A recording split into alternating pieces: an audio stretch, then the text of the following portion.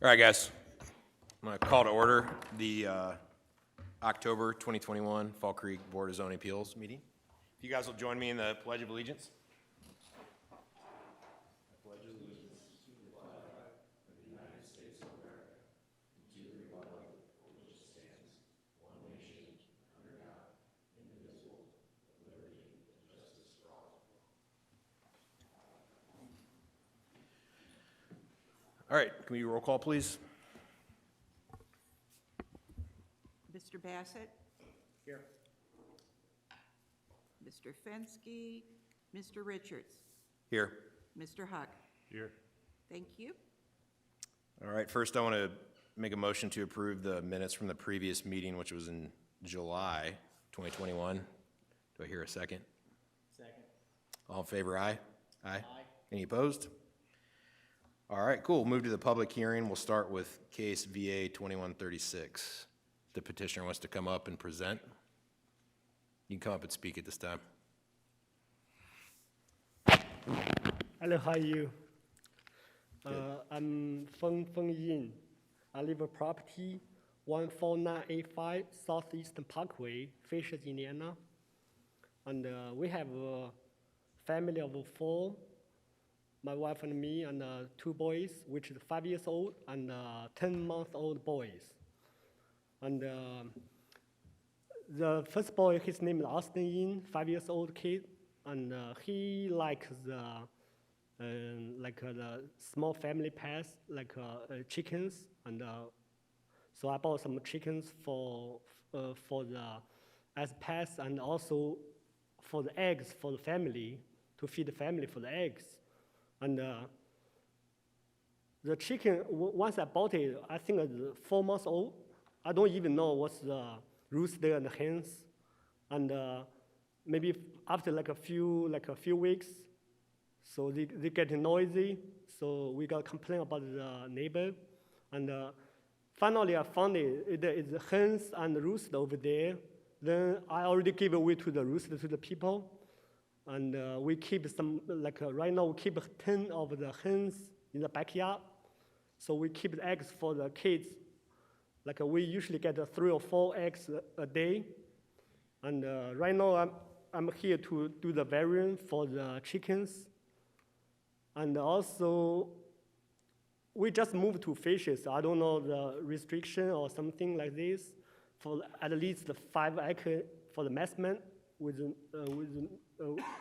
then one of the neighbors crossed the street, and they visited us like last week. They told me the Southeastern Parkway, which is cross street, and 5 years ago, under the city of Fishes, they extended the road. So they asked the both neighbors to sold 45 feet to the city to extend the road a little bit bigger. I think that's the issue, makes my property a little bit smaller than 5. Right now, only 4.69. So it means like, I know that's not an excuse, but the thing is, I really want to keep the chicken for my kids, for the chicken eggs. That's all I need to to do over here. Okay. Is that all for your presentation? Yeah, yeah. Okay, appreciate that. Next, we'll move to just staff. You guys have a report? Thanks. We'll call you back up if we need you. Thank you. Thanks.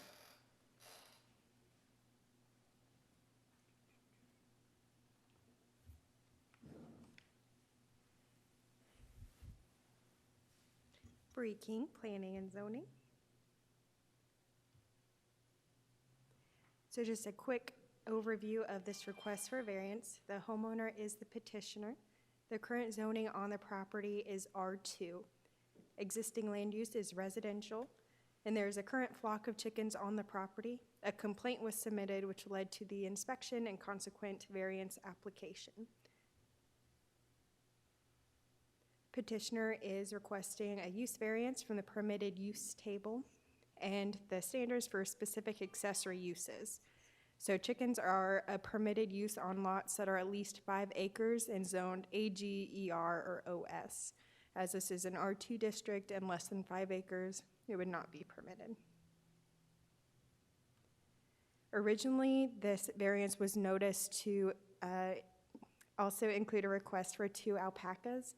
The alpacas were removed from this request, and so the applicant has determined if they would like to pursue alpacas in the future, they would apply for another variance. Here's an aerial photograph of the property.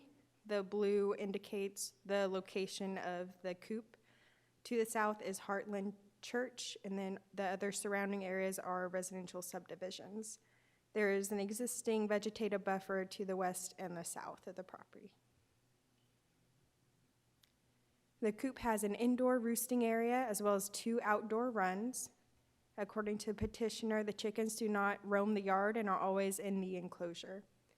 At the time the complaint was made, there were roosters on the property, but the roosters have since been removed. The applicant is requesting an approval of 13 chickens, and the additional birds will be removed from the property. This photo shows the location of the outdoor runs as well as the indoor roosting area. At the time this presentation was written, 2 letters of remonstration were provided by Craig and Lauren Gallagher and Eric Saramet. Additional remonstration was provided for review this evening. Highlights include potential drainage issues, property values, coyotes, smell, free roaming birds, the integrity of enclosures, and support for requiring a fence or vegetative buffer if the variance is approved. Staff has no recommendation on this variance, as we do not believe it will cause long-term effects to the property. If approved, we do have some commitments here. We recommend that the number of chickens be limited to 13 and that no roosters be permitted on the property. In addition, waste must be removed from the property in a manner that protects the health and safety of the surrounding properties. Finally, we recommend that the variance be tied to the current property owner and not transferable, and the variance approval letter should be recorded with the county. And the variance, and the last commitment requested is that the property must be voluntarily annexed or the homeowner sign a non-remonstration agreement. It is also worth noting that in August, a variance was approved in Fisher's BZA to allow for 13 chickens to be kept on a lot that's 1/4 acre. I didn't mention that earlier. Yes, so in August, a variance was approved for chickens to be kept on a lot that's 1/4 acre in the Sunblest neighborhood. So it's just precedent to keep in mind there. Chickens only, not roosters. Just chickens, yep. And then to address the remonstration, we have also proposed to add to the commitments that a vegetative barrier or fence could be required along the northern property line where there's not an existing buffer. And then I'm available if you have any questions for staff. Cool, thanks. We're good. And the only thing I'll just add real quick is that there were remonstration letters that came in after the agendas went out that were printed off and provided to you this evening. So I just wanted to make that clear to make sure you guys were aware of that. Yep. Yep. We definitely got through those. Appreciate that.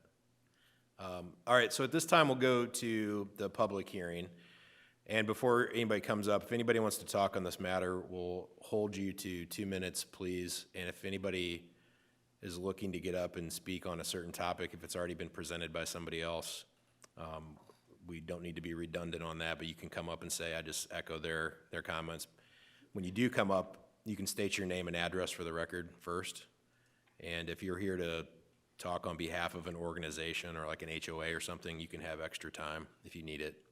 So hearing that, does anybody in the crowd want to come up, discuss this matter?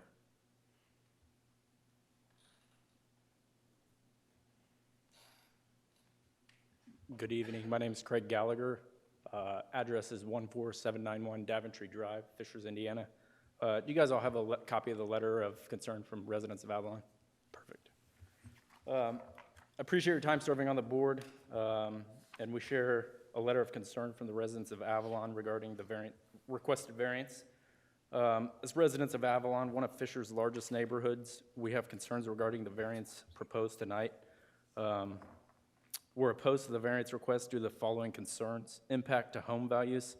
Per discussion with a local realtor, in the market, this will impact neighboring home values by a minimum of 5% or approximately $21,000 per Exhibit 1 I attached. This will limit the number of interested buyers specifically adjacent to the property where it's visible in the backyards. This will impact the neighborhood due to the lower selling prices when looking at comps in the area. And just to quote the Keller Williams professional opinion, this is a residential neighborhood and buyers are looking for peace and quiet. The disturbance in visual appearance, potential for noise and smell will be a concern for many buyers. It will eliminate a good percentage of the buying pool and lead to devaluation of the adjacent and surrounding properties. If approved, I would expect a minimum of 5% devaluation, approximately $21,000 for surrounding properties. The variance also, it's unrestricted location. The current variance request provides no restrictions on the placement of the chicken coop. The current area is prone to flooding. Exhibit 2 shows a photo of the coop in the flood. When the area is flooded, this will cause additional issues for maintenance and upkeep of livestock as shown. With approval of the submitted variance, the property owner is free to relocate the coop anywhere on the property, potentially right along Avalon residents' property lines, which cause even higher potential cost impacts and upkeep. General upkeep, per the attached photo, the current chicken coop is already showing signs of wear and disrepair. We're concerned regarding the substantial repairs already required in general maintenance long-term, given it's only a few months old. We've already seen chickens loose from the fence and roaming the property, which gives additional concerns to the potential animals that may be attracted to loose chickens. In review of the staff report provided by the city, we have additional concerns and clarifications to address as the board reviews the report. Impact to the surrounding environment. The staff report on page 3 indicated the project will not substantially impact the surrounding environment. Our homes are most people's largest asset, and when home values are impacted, these are big impacts and concerns to neighbors of this petition as well as citywide. Certified letters for notice. While minimum efforts are required by city and state laws and information printed in local publications, at least 2 property owners that were required to be notified by the county did not receive the notice and were unaware of the variance request. One of these residents is a property owner directly adjacent without any buffer. I've attached a highlighted map per Exhibit 4 who shows who was not notified by mail. The existing vegetative buffer, while on one side and the rear of the property, it's correct during the current season. Once winter hits, most of the buffer will be gone, and overgrown trees and brush will not provide any visual barrier as stated in the report. The fence and vegetative buffer to address concerns, if determined by the board, a fence or buffer could be provided.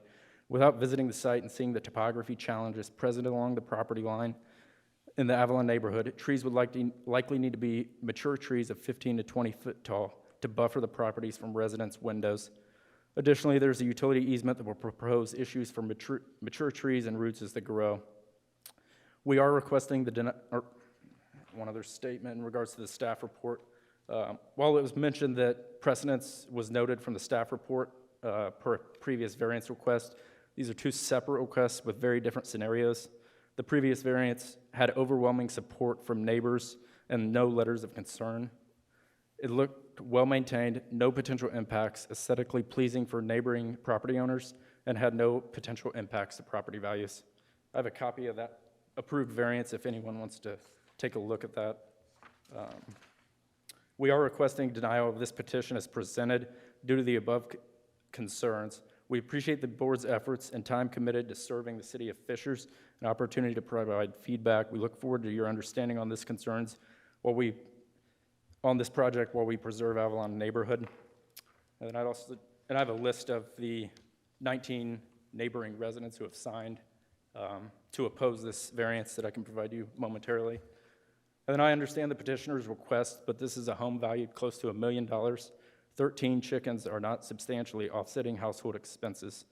Given the concern of homeowners adjacent to the property, this variance as presented tonight does not align with a 2040 master plan to ensure future financial sustainability while creating an environment that supports quality of life. The petition you're being asked to approve has 7 of the 8 adjacent homeowners that are opposed to this request. 100% of the homeowners that have no buffer oppose this request. This will impact a minimum of $160,000 in property values, likely more if relocated on property. This doesn't align with the ordinance adopted by the city. It is not a permitted use for single-family zoning, and does not protect the home values for residents of the city of Fishers. I appreciate your time tonight, and if you have any questions, please let me know. Thank you. And I can give you a copy of the signatures and the Yeah, you can just give it to Kay, I think.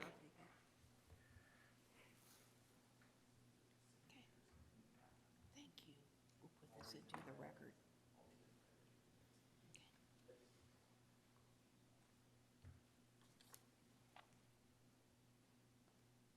Anyone else?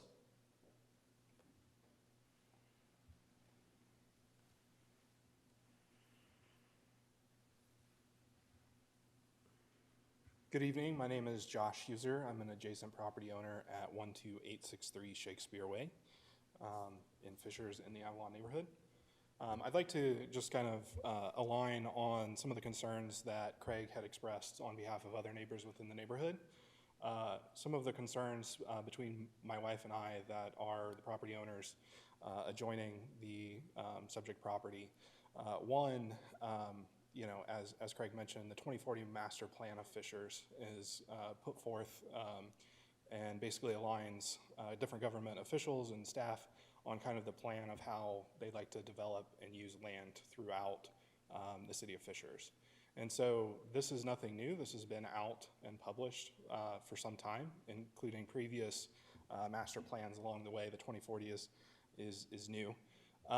But the subject property is still within a residential area.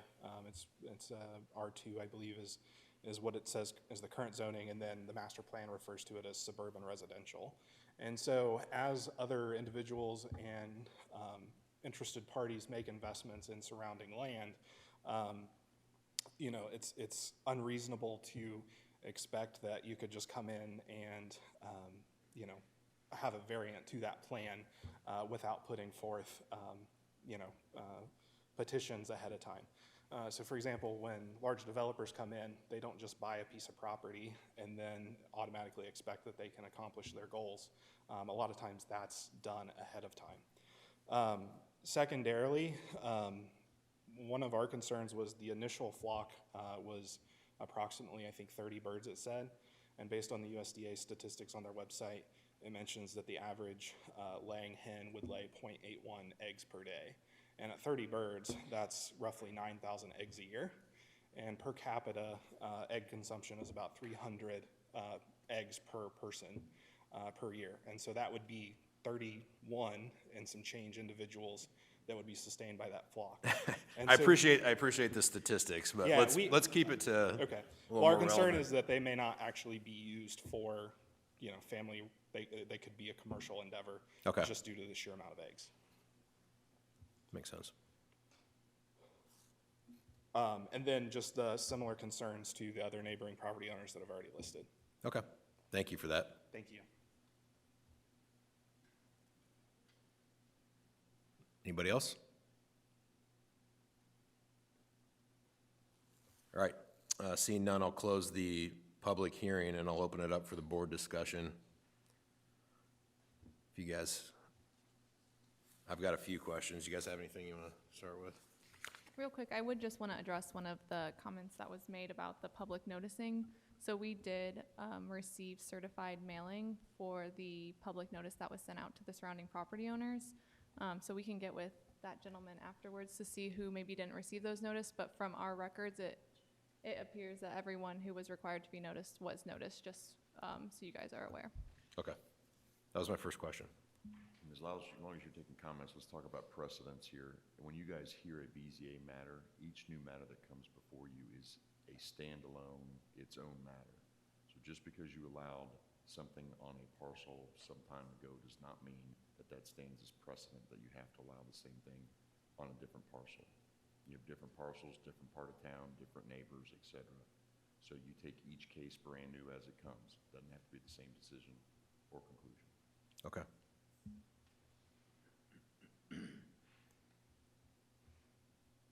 So outside of the notice, one question I had is,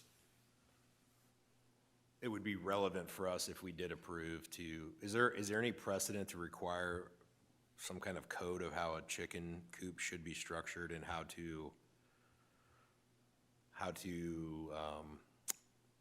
I guess some of the concerns I heard were that maybe the structure isn't kept up right, it's not safe, maybe that's why chickens are getting out. Is there anything in code that if we did approve this, that we could go out there and hold them accountable to how that structure should be maintained and built? But you could always reference a separate code for the requirements. I think someone's referencing notes about the American Poultry Association, I believe. So as a condition to approval, you could certainly place a condition on the approval that any coop be maintained with those standards.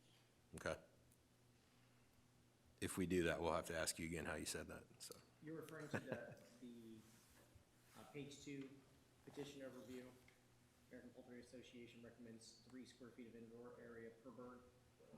I'm sure there are plenty of requirements from the same organization with respect to how. I've never read it, but I'm sure there are similar requirements.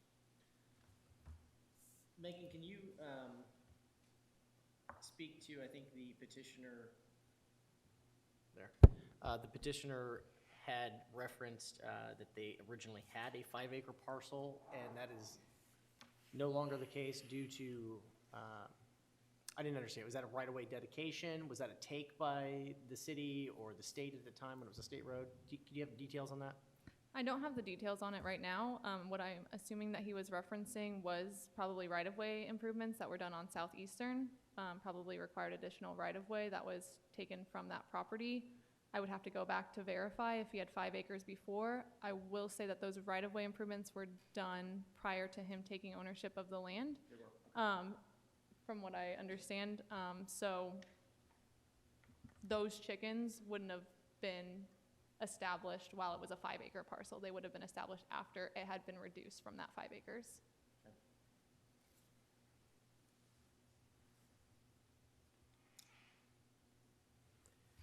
I want to clarify too.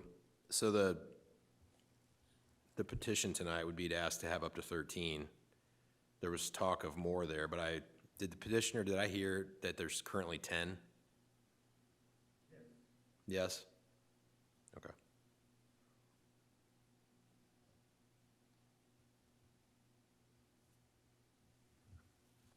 I have a question, and forgive my ignorance on this. You'd think you'd have more knowledge being raised here, but the terminology of husbandry, that seems to me to indicate that these hens are laying eggs without a rooster present. Does that not mitigate that issue? You don't need a rooster to lay eggs. There you go. So I was unaware of that. What section is that in the code? Which one's? Didn't grow up on Old McDonald's farm, so I was not familiar with the details there.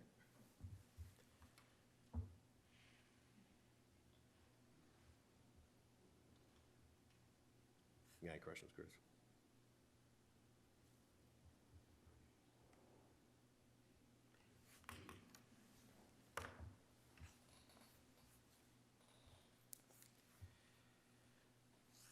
You got any more questions? Maybe of the petitioner, I don't know if they have any proposal of response to any of the concerns with the structure itself. Yeah, so just to clarify, so tonight, if we approve this and said that and added the recommendations that you guys laid out there, in addition to the American Poultry Association, and it was found that the coops aren't up to code, and they weren't capable of, or weren't willing to modify that, it just basically means they've got to get rid of what they have, right? Dead?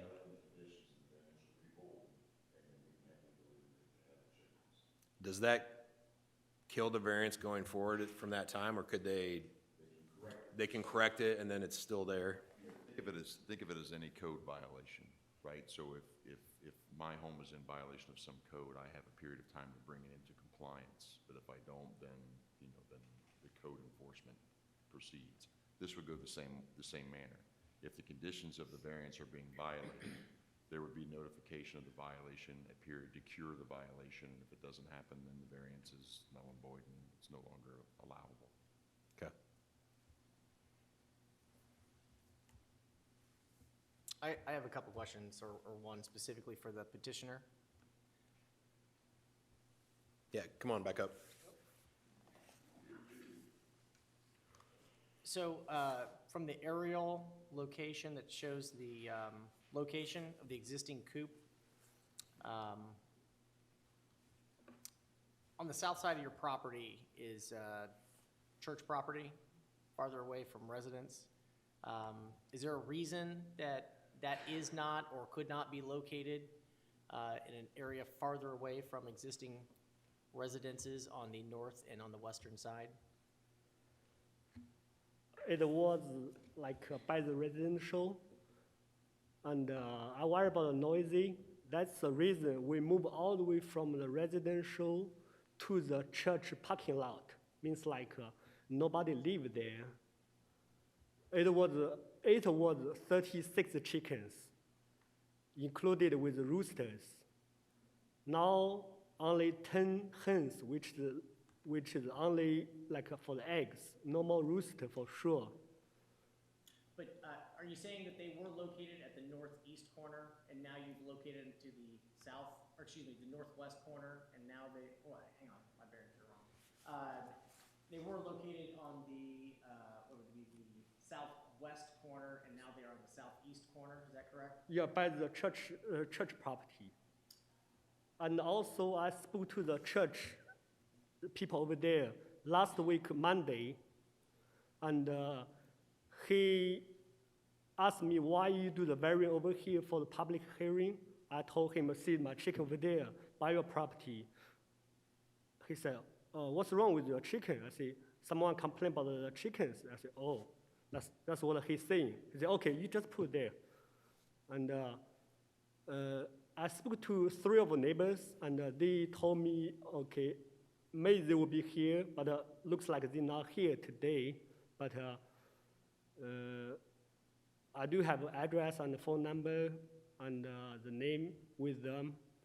And I don't know. And you're saying they're in support? Yes. Yeah. Did that come in to you guys? Okay. We didn't receive anything from Okay. them. Is there something that keeps you from moving the chicken coop, I guess it would be further to the north towards Southeastern Parkway, still in the rear yard? Can you say one more time? Is there something that keeps you from moving the chicken coop along the same property line with the church, but a little closer toward southeast? I'm just trying to see, is there another zone that gets them even farther away from the existing homeowners that are still within your rear yard that? Oh, okay. I told you guys the first time we bought the chicken, which is 4 months old. Like a few weeks later, we found out the rooster inside of a chicken because they keep making noisy. That's why I moved the chickens far away from the residential, which is, I'm not sure. Is that accurate? Is that shown in the blue box? The blue box is accurate where it is currently? No, right now, very close to my swimming pool, which is behind my house. Where that blue box is where the chickens are right now. No, that's not. I have pictures on my phone today. The blue area, for sure, that's by the swimming pool. That's like 25 feet away from the swimming pool. No, for the pond. Sorry, I'm just getting this projector out so we can show Okay. some aerial images.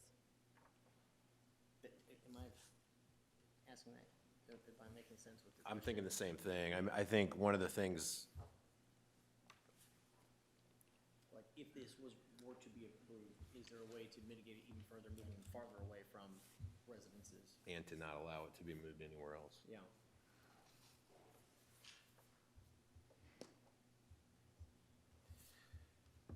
It's not turned on.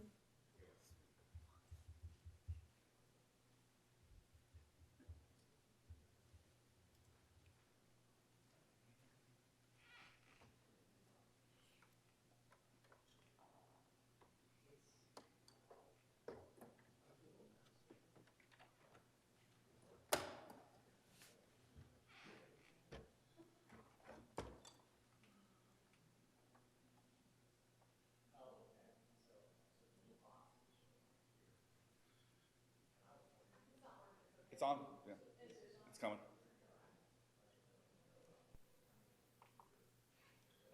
Do you have content?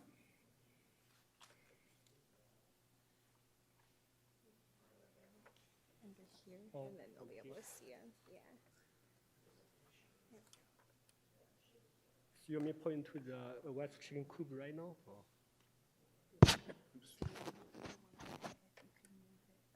Yeah. The one, the chicken coop already built, which is right here already. I just moved to the chicken, all the way from there to here. Okay. So may I use a pen to point to them? So here, so you can see here, that's the pond, the backyard pond, the one in front, the one in the back, right? Then the chicken coop is nearby here, which is 25 feet away from the backyard water, like the pond. So after we give the chicken, we reduce the chicken to the 10 chickens right now. I already built the chicken coop right here, which is next to my house. So it means like we will move the chicken from all the way here to here.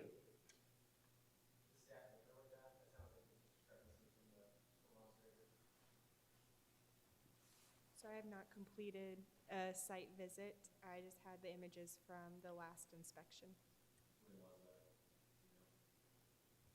I believe it was probably late September. I will say from staff's perspective of where our preference would be for the chicken coop, so we don't want it to impact the residences if they have issues with it, the remonstrators today. So it's definitely something for the board to consider is how it impacts them. But from a visibility standpoint from the road, it would be our preference not to have it closer to the road. We would like to screen it from the right-of-way. So just as you guys are, if you're considering making it a condition of where this will be located on the property, staff would rather it be screened from the roadway.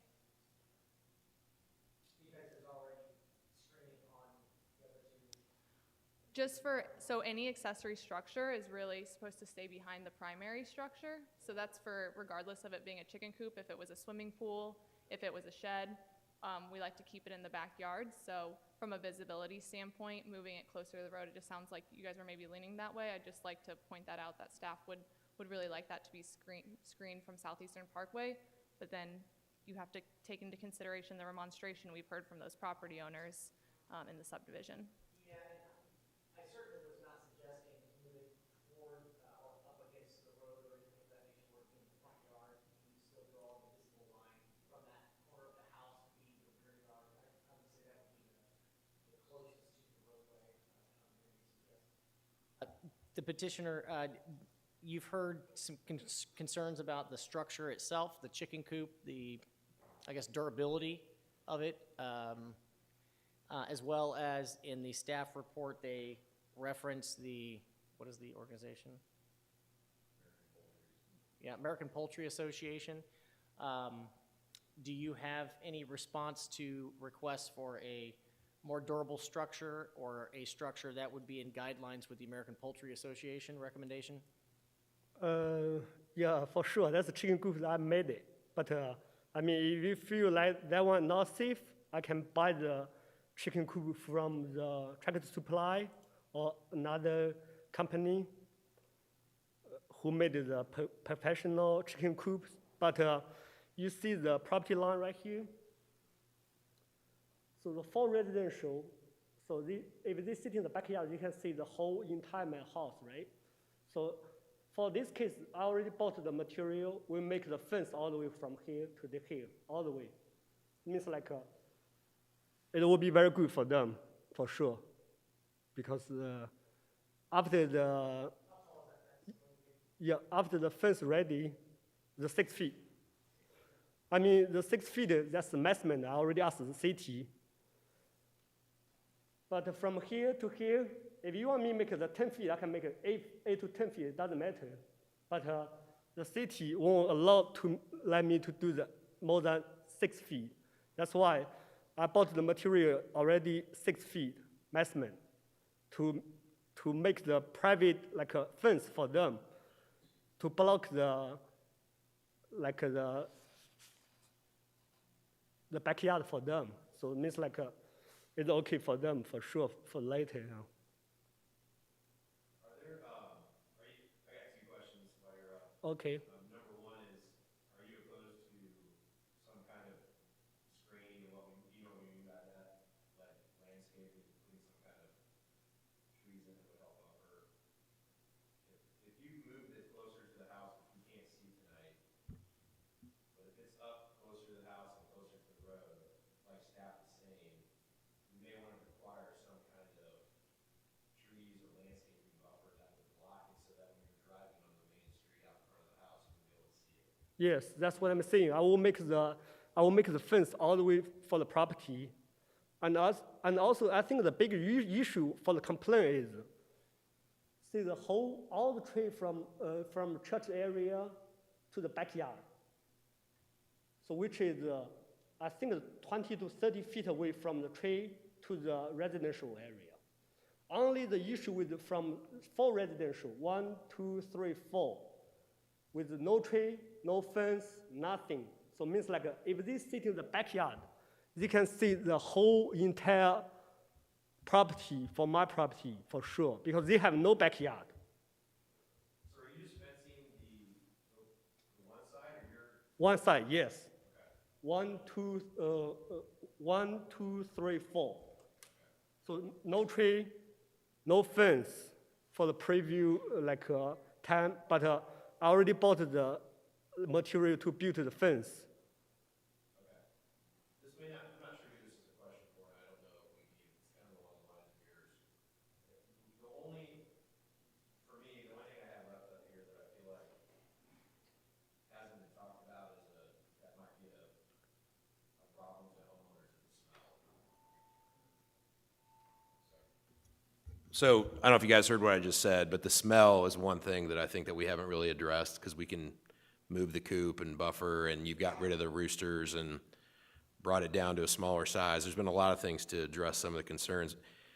Is that the animals that smell, or is it just the waste? And do we know, like, if there's guidelines in the American Poultry Association about how to have upkeep, and if we could hold a standard to that?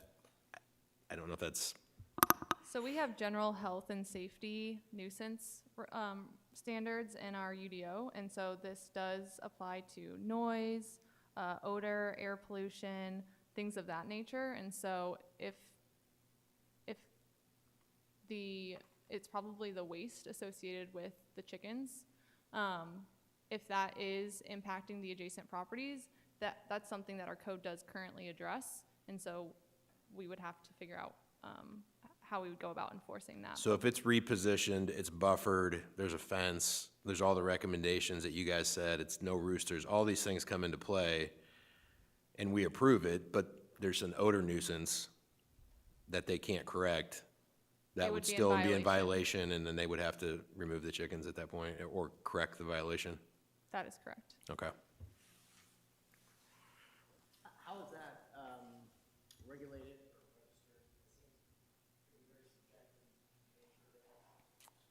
So the way that it is written is that no use shall admit across the lot lines really any such odor that is detectable to any point along the lot lines. So it's just saying that there should be no odor that is detectable across lot lines that would cause a nuisance to another property.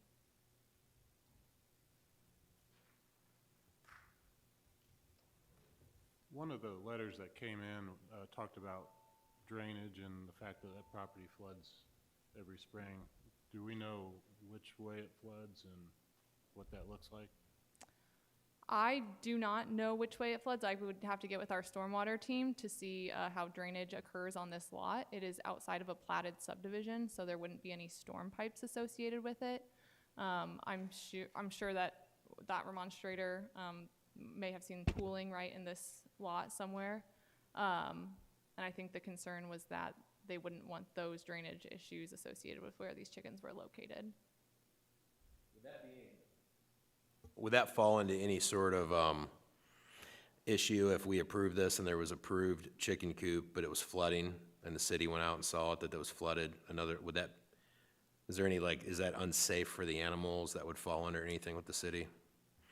So if it was flooding and waste was, discharging into other lots, then that definitely would be a concern that the city Okay. would need to address. But if it was just water pooling on someone's lot, that's not necessarily something that we would take enforcement action against. If there's drainage concerns on someone's private property, our stormwater team will go out and help them assess and correct the situation. But until it's affecting adjacent property owners, it wouldn't be something that we would Okay. proactively address. Council had, I guess, informed us, every situation is independently reviewed and decided. There is no precedent set, but staff had mentioned a previous case in August in Sunblest on a substantially smaller lot.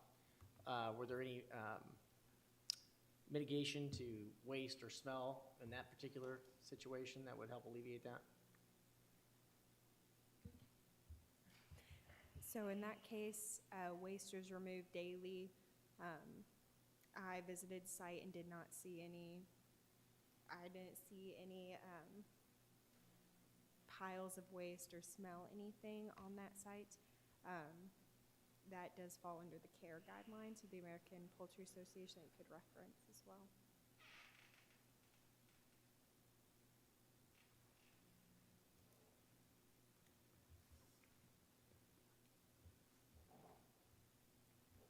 You guys have any other questions? I will say with 3 members tonight, we do have a quorum, but we need a unanimous vote. So you'd all have to be making the same decision for the motion to carry. Is that correct? And so if we don't get 3 yeses, it just doesn't pass. It's a no. Okay. They can't, and that would deny them. They can't come back. Well, it's a little more technical than that. So you gotta have 3 votes one way or the other. So if you don't get 3 votes to approve, it's not approved. If you don't get 3 votes against, it's not an action against either. If you guys can't agree to either approve or deny with whatever you're gonna do, then it's a matter that has to come back and try it again. Interesting. You have to have 3 votes to take any Yeah. action. I'm with you, but Approval or denial. I didn't know the denial was the same way. and so theoretically, that just gives the petitioner time to try to make something that might be, Well, no, you come back and you have our 4th member and we basically hear the case again and see if you can get a quorum on that decision. gotcha, But until you have a decision one way or the other, it's not allowed. gotcha. Variances. So, yeah, okay, so it doesn't kill it for them. I kind of have a little bit of a framework here written down. This is not necessarily an official proposal, just flying a kite in the air to see what takes. A 6-foot fence along the northern property line that you've committed to, a professionally built and/or installed chicken coop, a 10-hen maximum, location no closer than the current location, and an additional landscape buffer from Southeastern Parkway. Yes, it will be made, yeah. What's your feedback on those suggestions? Yeah, it will be. That'd be okay? Yeah, it will be made. I will Because all the material already bought it, and the past 2 weeks, the weather was bad. Otherwise, we'll be ready. And the 6-foot fence along that northern property line, along where those 4 properties are that we've been discussing. So city ordinance would allow for a 6-foot fence not in front of the house, but from the front established building line back, but a 4-foot fence would have to be in the front yard. And so you wouldn't be allowed to put a 6-foot tall fence along that entire northern property line. It could only go to where the house sits, from the rear property line to where the house But sits. that- And then it'd have to be 4 feet. But that house, only the one property that sits in front of where that would stop, it's being blocked view by the house anyway, right? I mean, the house is buffering, yeah. Yeah, it looks like there's some existing trees located. But I think where he said it's located, I don't know that even two of those houses couldn't even see it probably anymore, Yes, because the right. house is blocking it, like the main house, his house. But I get what you're saying. Do you understand what she said, that where Yeah. you need to stop the fence and it would have to be 4 feet? Yes, already asked the board, you Okay. asked them. I would say, as we're talking through this too, I'm leaning towards agreeing with, I have all the same notes that you have, Rich, in addition to staff's extensive recommendations that were up there. And then we don't need to put anything in about meeting the code with the odor ordinance, or anything. That's just That already. already applies. Yeah.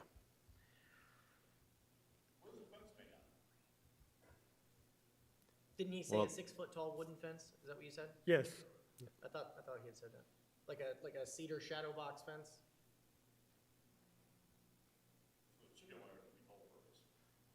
I got you. no, the fence just from It's a fair question. property line.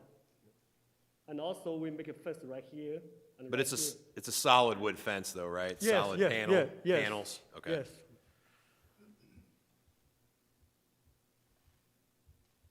Yeah, I'm good. If you guys, I'm done with questions, I think. I would just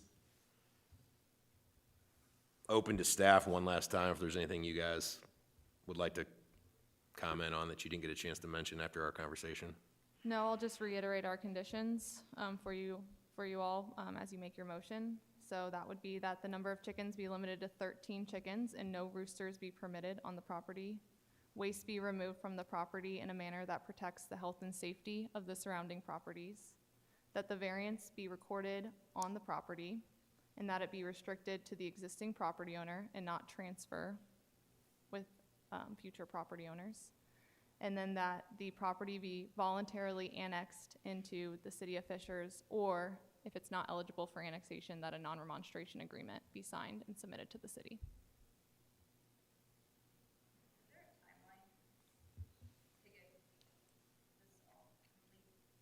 Yeah, we can set a timeline. It would be part of a voluntary commitment that could be established. So if you guys want to set a timeline for when the chicken coop would need to be constructed and the fence in place, you can certainly, that's within your right to do. But the variance would not be considered active until all of those conditions were met. So they're not in compliance until the conditions are met. Yeah. When would you guys begin to violate them for not meeting those conditions? If the property continued to exist as it is, if you guys approve tonight under those conditions, we'd issue a notice of violation. We'd work with our code enforcement team to establish a timeline. Usually it's about 10 business days to get into compliance. But we'd work that out with our code enforcement And the team. clock starts ticking as soon as we approve it, right? Yep.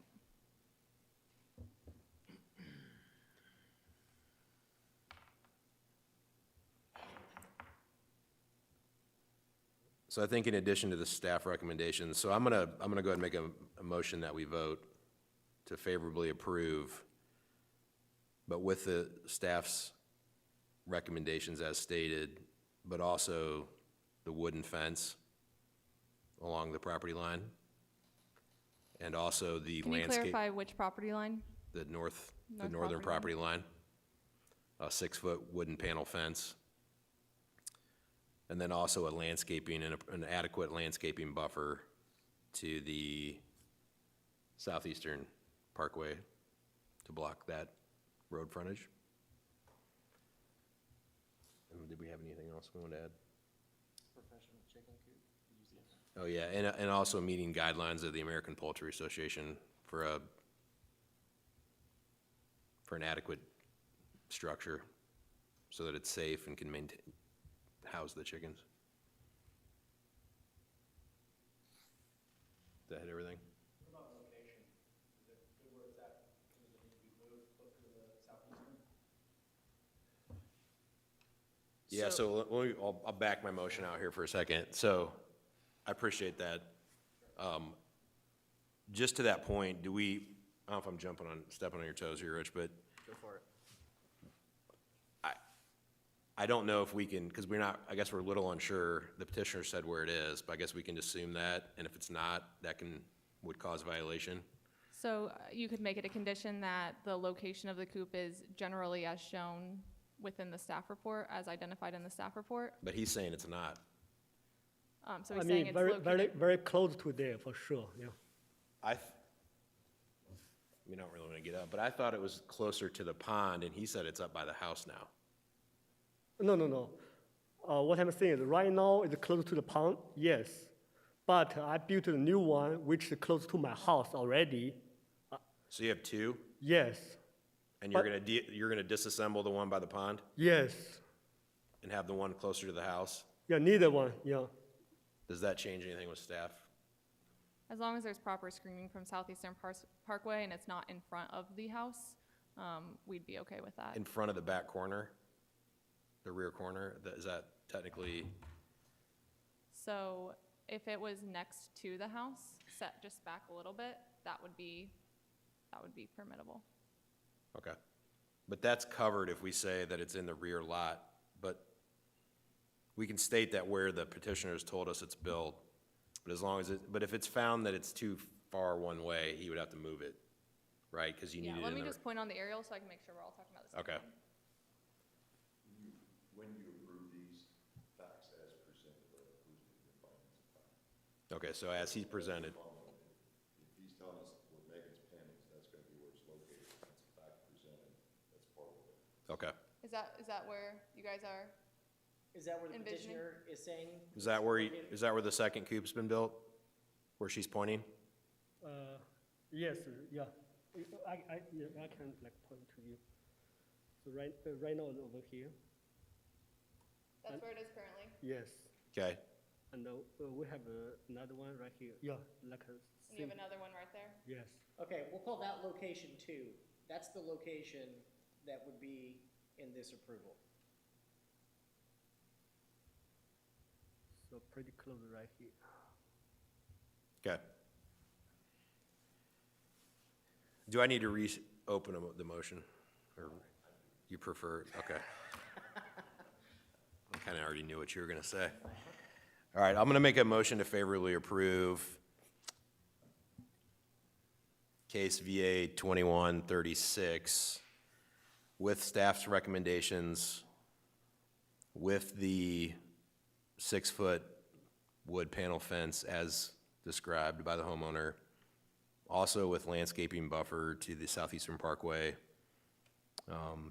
direction to staff's approval, whatever that is, as well as the location as stated by the petitioner to be in location 2.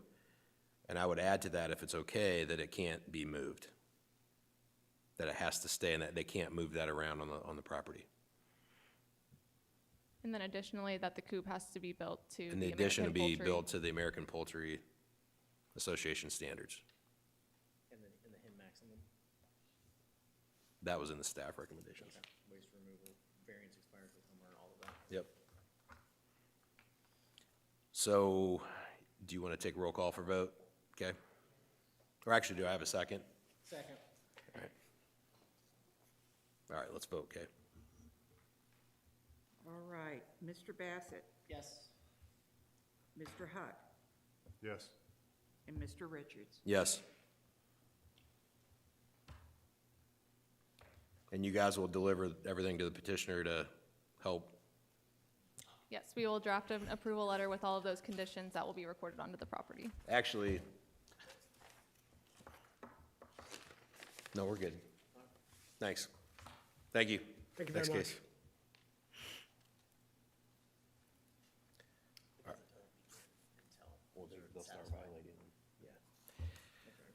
All right, so next we're going to move to case VA 2119. Petitioner can come up.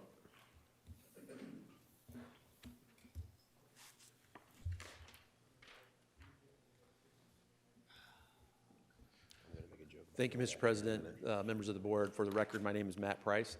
I'm an attorney with Denton's in Indianapolis, Indiana, with an address of 10 West Market Street. I'm here tonight on behalf of Select Towers. I have 2 representatives of Select Towers with me this evening. Thank you. Pat McElvenna and Brian Ramirez. The three of us are available to answer any questions that you have regarding the proposal. I do have some handouts which I'd like to give to the board and staff, and can take you through those and kind of highlight some of the key features of our presentation.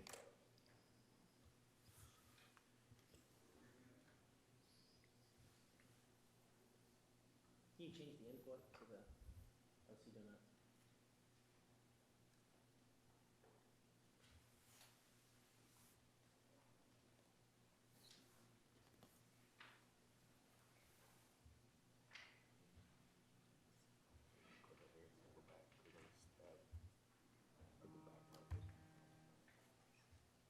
Thank you. Thanks.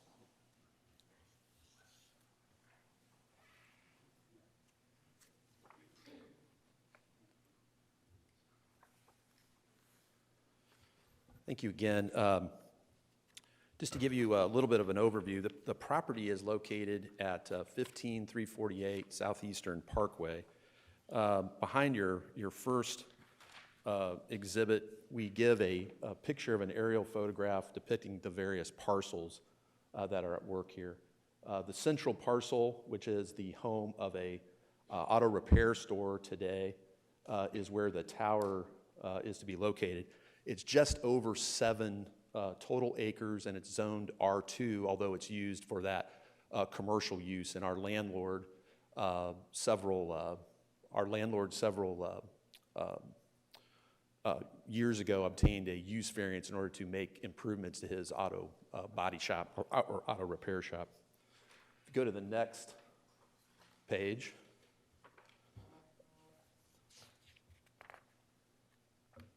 Maybe towards the front of the proposal.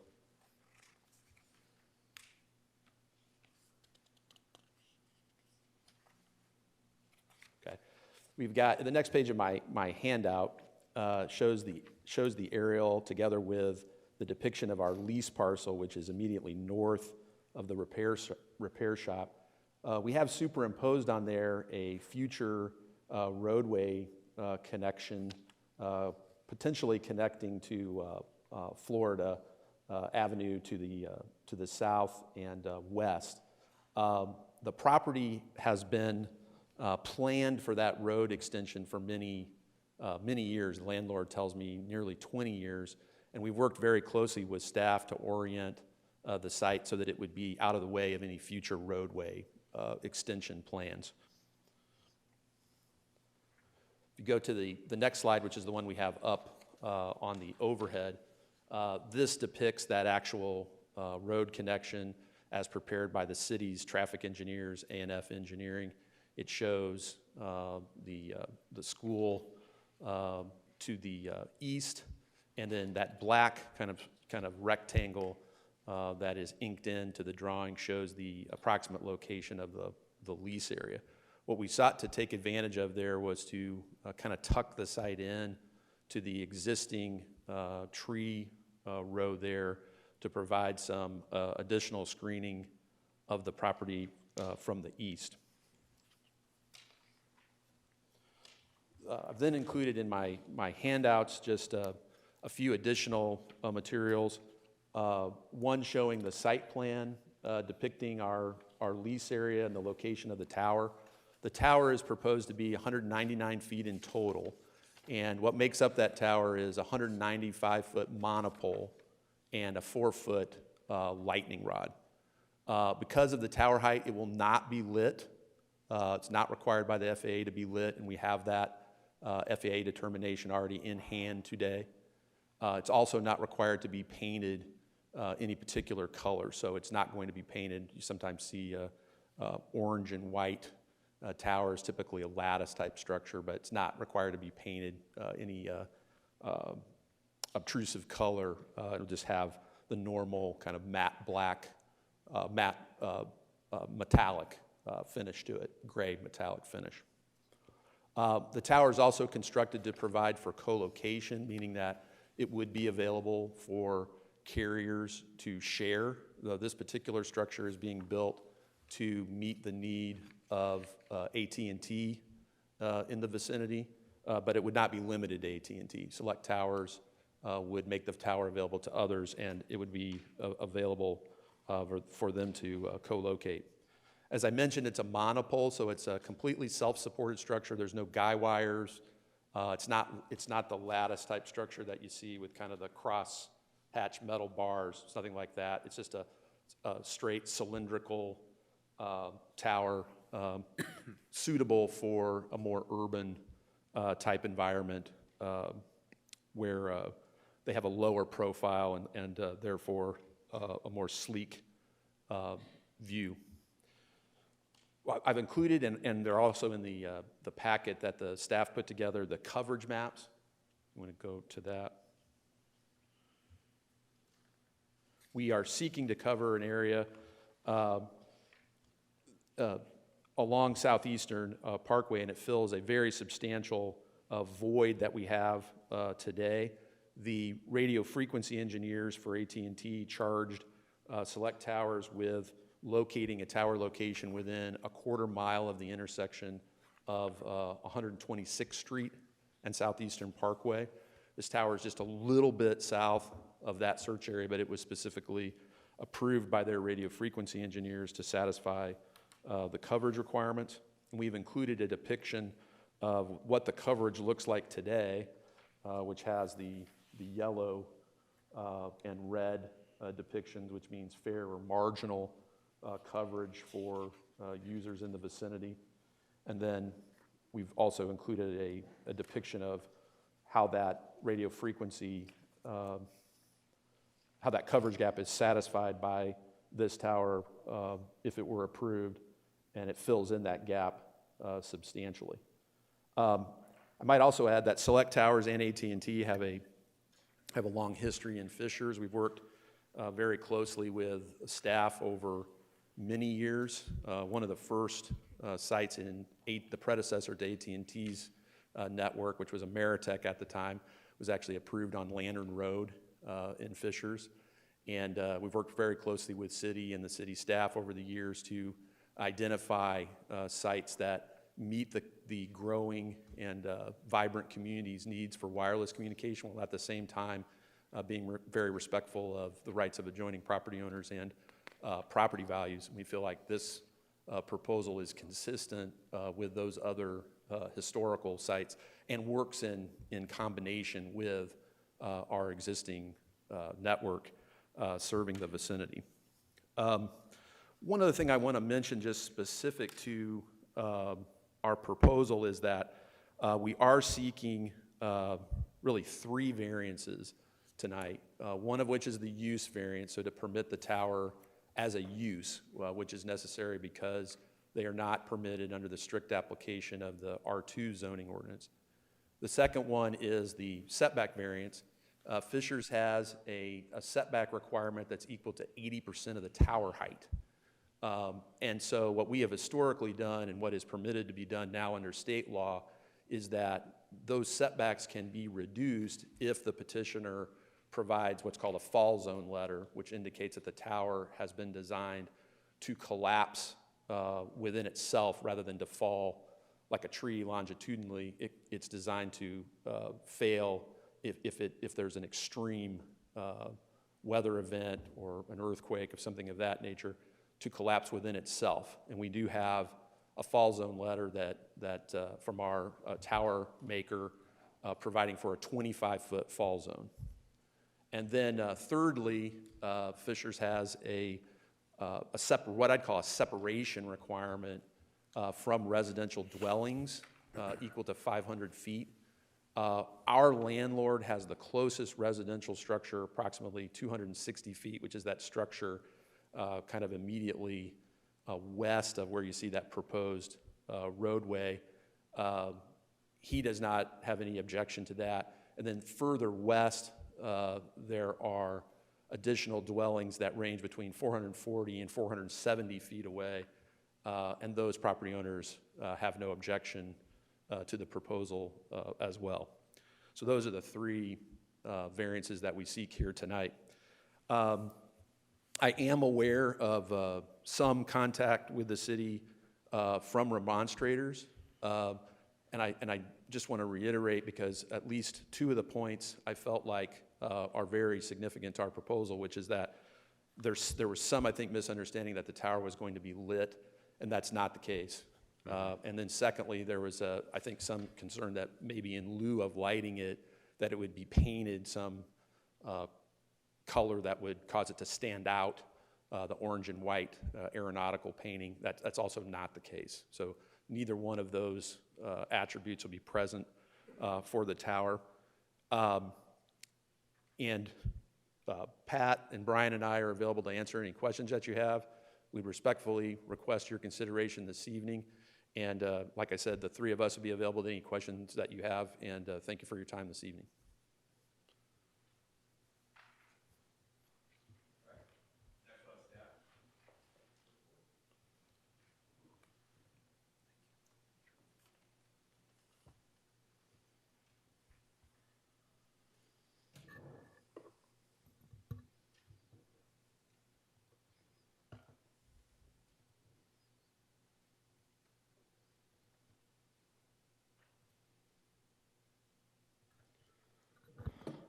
Good evening, Ross Hillary, Assistant Director of Planning and Zoning. Before you tonight is VA 21-19, the Celluset Tower. It is both a development and use standard variance. Before you tonight, the petitioner was Matthew R. Price on behalf of Celluset Towers. The current zoning of this property is R2 residential. The current use is also residential with commercial property there as well. As he stated, they are seeking a variance from UDO Chapter 5, Section 5.15, which is to allow for a telecommunication tower in a residential zone. It is not permitted per that use table.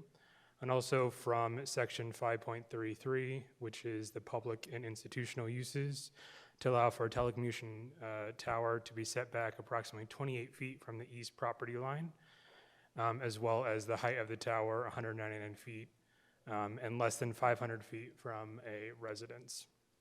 He did provide you tonight that distance from the surrounding closest properties. The property is located here, 15348 Southeastern Parkway, shown here in orange. The construction documents that were provided as part of this petition include the site plan as presented here, which shows the existing structure on the property, as well as the proposed Celluset Tower location. The landscape plan and screening provided in the construction documents does meet the UDO requirements as presented here, which includes an 8-foot wooden privacy fence and landscape plantings. The construction documents also show here the provided antenna orientation top view, as well as the elevation of the 199-foot monopole, which does include a lightning rod, as the petitioner alluded to. Here you see here, the past year, the petitioner did reach out to the city of Fisher on a proposed location within future planned right-of-way, as he mentioned. This has been established through the city of Fisher's thoroughfare plan with the extension of 136th Street.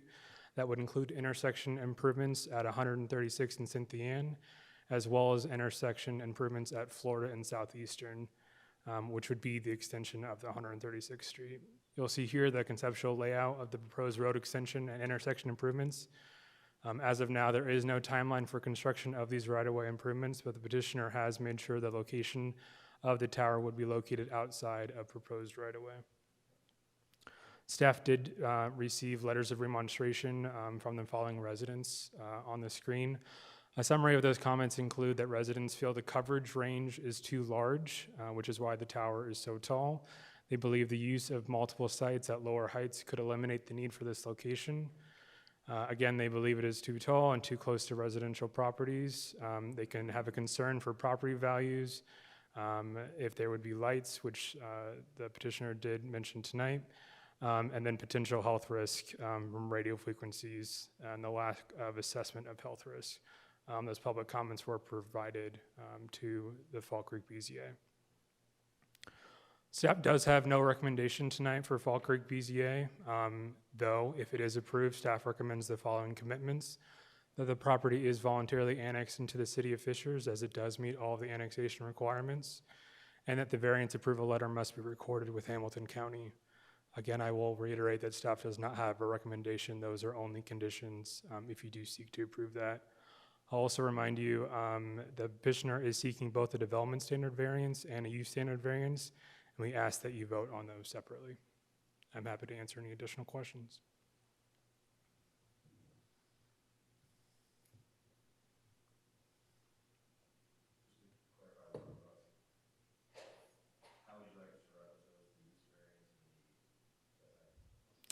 Reference them as a use variance and development standard variance. And the use is the allowing of the use on the property, and the development standard variance is the setbacks.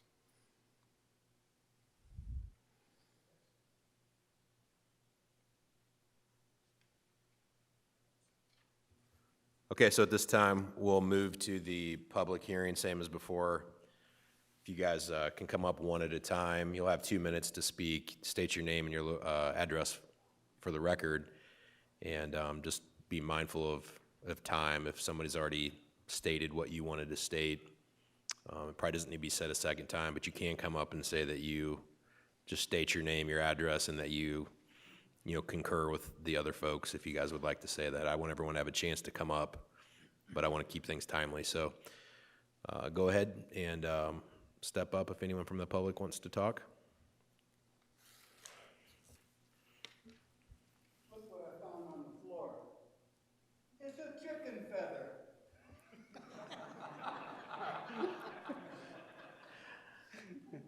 Hi. I thought you had a prop planted. I thought that was real. No, it was there. My name's Tim Haley, and I live at 15532 Malta Way, 900 feet away from the tower, okay? 900 feet away from the tower, 980 feet away from the tower. Lots of people close to this tower, okay? I should also tell you that I'm retired. I was a former site acquisition and zoning manager for T-Mobile. I know Pat McElvany very well. He worked for me, we worked together, a lot of things, okay? I sent in some written comments, and don't know if you've read them or not. I need to change one thing, and that is my description of the RF coverage for this site. I did not have the staff report, and so I had to make some assumptions, and I was wrong on the assumptions, so just disregard that part of what you have that's written, okay? I'd open by saying that the filing and the finding of facts are very faulty, and I'll be able to show what I mean by that. I'll be able to show that the data that's been used is out of date, it's incomplete, and it is false in some situations. I'll be able to show that the claims, many of the claims that are made are unsupported, and we're just taking somebody's word for it. I'll be able to show that there are a lot of unanswered questions in this application for the variance. My goal is to encourage you to deny this site. The site is too tall, it's too close to homes, it's too close to two schools, okay? At 199 feet, it just looms over the neighborhood. I don't want to interrupt you Yeah. for too long. We hit your 2 minutes already. I'm going to let you stay up and keep talking, but we just got to be conscious of, we Yeah. can't have a 10-minute presentation with it. I want you to hit the facts. I want you to be heard, but I have to, I have a procedure to follow. I appreciate that because, you know, this isn't 10 chickens. This is a tower site in a highly residential neighborhood. Yeah, it's very serious, and I want to hear all the Yeah. facts, but we just have to follow the procedure Bear to be with me, fair. I'll do it as quickly as I can, okay? Okay, hit your best ones first in case I have to cut you off. Go ahead. Yeah. Tim, real quick. Mike Morgan, I'm in the neighborhood, 1556 Malta Way. I just want to make sure I understood earlier, you made the comment that someone could speak for the group and use their minutes. And They don't use their minutes, we can extend it, but they get 5 minutes if they're speaking on half. But Okay. I'm Yeah. tracking it, but I'm okay. I just wanted, Yeah, no problem. I'm just saying, I think we'd rather have Tim speak for us for a few more minutes and not be cognizant of a Yeah. 2-minute warning. Got it. Okay, thank you. yeah, that makes sense. Go ahead. Let me give you an example of why I think some of these findings are false and misleading to this board, okay? I'm going to read this because I want to have it right. This is AT&T's talking.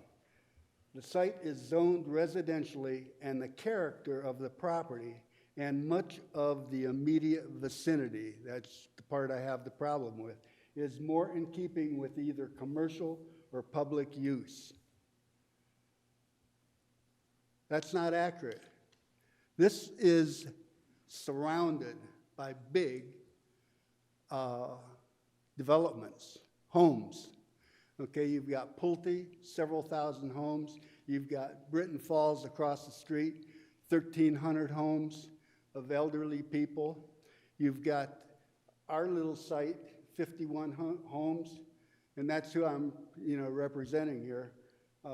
You've got Welcho Springs right across the street. I'm not going to go on, but it's surrounded. This picture makes it look like it's a rural area. It's not. 900 feet from that tower site is my home. Their preferred location was at 126th and Southeastern, okay? You know where that is? Yes. Okay. Heartland Church is there. Did anybody talk to the pastor there, Darren? I don't know that, okay? But something is wrong because they didn't get a site there. And there's another site right adjacent to Heartland. And it's owned by a company called WCW. I don't know the company. Pardon me? RCR? Yes. Oh, okay. And it's a perfect location for this site. It's right at the tip of the convergence of where they want it, okay? Don't know if anybody ever talked to them or not. The other one is St. John Vianney. It's right across the street. They've got 50 acres in there. Did anybody talk to the Archdiocese in Lafayette? Did anybody talk to the 2 priests that are there? Was a presentation made to the parishioners of why there's good in that site for them? It's $24,000 a year, roughly, that they could use for some worthwhile cause.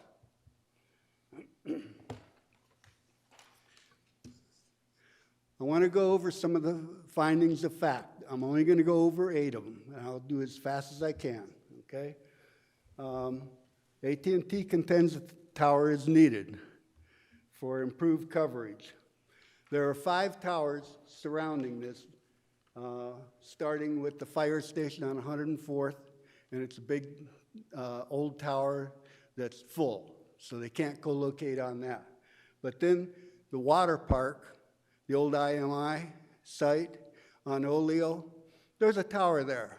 There's room on the tower, there's room in the compound. The next site is the one at Hamilton Southeastern High School. Okay, there's room. The next one is the Borg Warner site. Big site, there's room for 1 more carrier on it and for his equipment.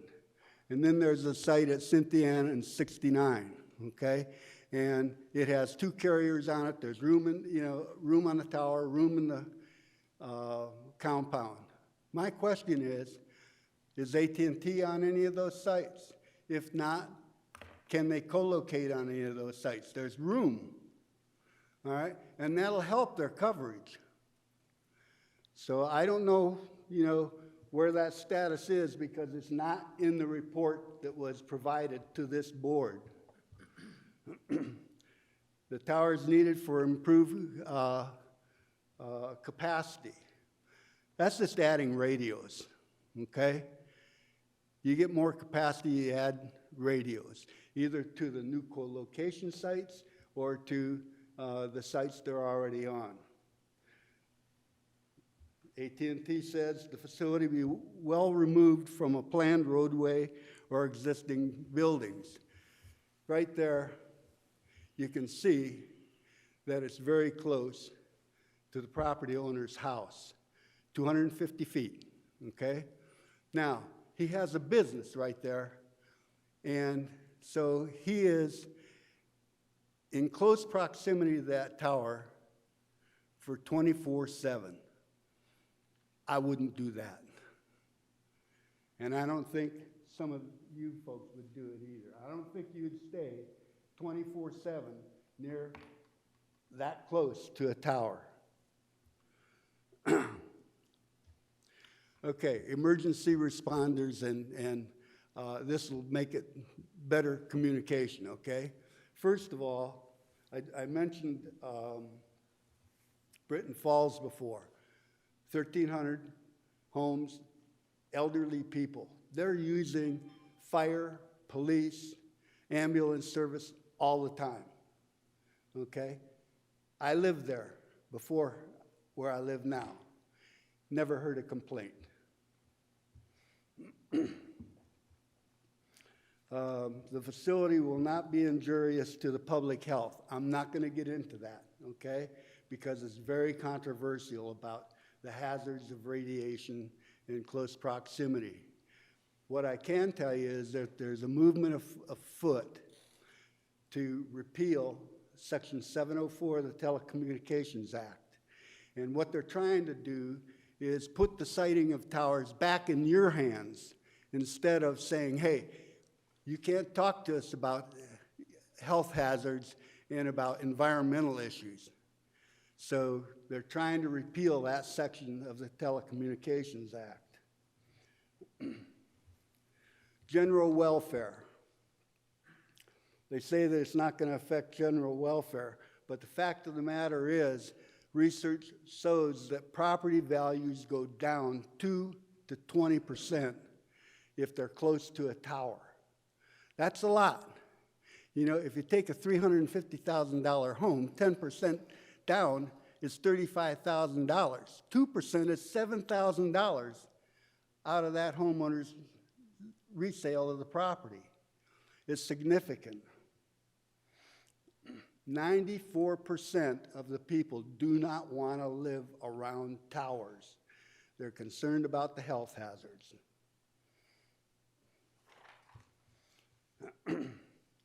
Real estate people are starting to cover their backside by doing some things. HUD, for one, says they're a hazard and a nuisance.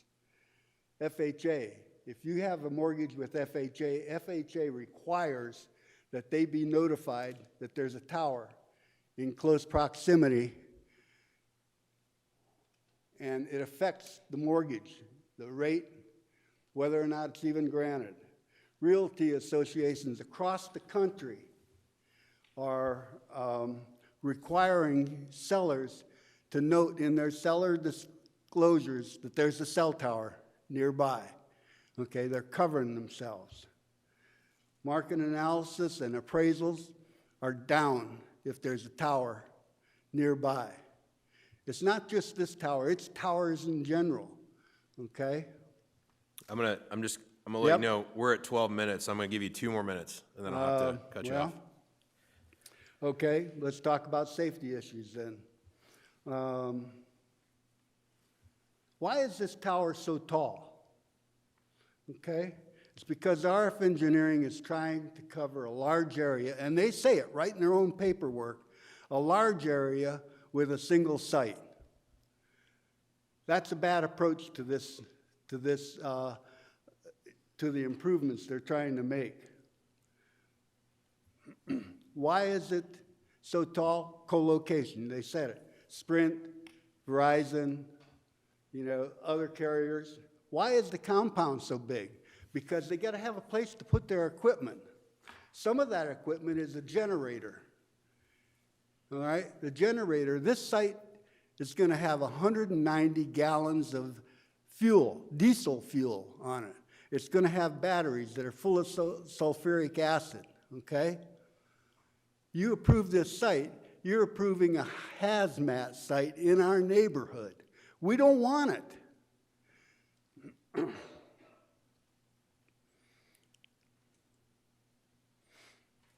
Strobe lighting. There's a couple things you should know about strobe lighting because you haven't been told. Once the tower is built, AT&T can add another 20 feet to the tower without telling you, without telling anybody. All of a sudden now, they exceed the 200-foot FAA. All right? You got a strobe tower, strobe light, and you may have it painted too. The thing is, if you're close to an airport, that height of that tower can be controlled by the FAA. I'm almost done. I got 2 more to do. Okay, Talk about locating next to stores. Thank you. I got 2 more. Yeah, make them really Yeah, quick. next to schools. That's not accurate. There are very few sites on school properties because boards just like you respond to the remonstrators that parents that are afraid of health hazards for their kids. They deny them. You got 2 schools. That property backs right up to school property. You see where all the labels are on the right-hand side? That's school property right there. The site is uniquely situated, is what they're saying. This site only got unique when their efforts to get Heartland or St. John Vianney or the other site approved. Then it became very unique, all right? So for some reason, they were ineffective in getting Heartland and the other 2 sites to approve a site. So that's pretty much what I have to say. It's too tall, it's too close to homes and schools. The coverage plan needs to be redesigned, and it should be based on 2 towers, 2 sites with low towers, okay? Then they'll get the coverage they're looking for. Thank you very much. Appreciate that, Mr. it. Haley. Sorry, I didn't mean to rush you. I gave you a lot of extra time, so I appreciate it. Appreciate your comments. I could have used more, but that's fine. I know we covered a lot there. Does anyone else have anything new they would like to present, or anyone else want to come up? Yeah.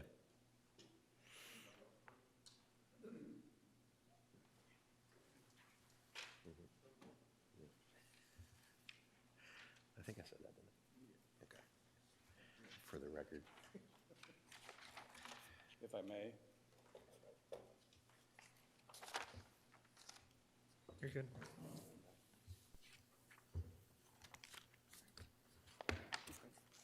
Can you narrow that down just a little bit? Maybe like that. Okay.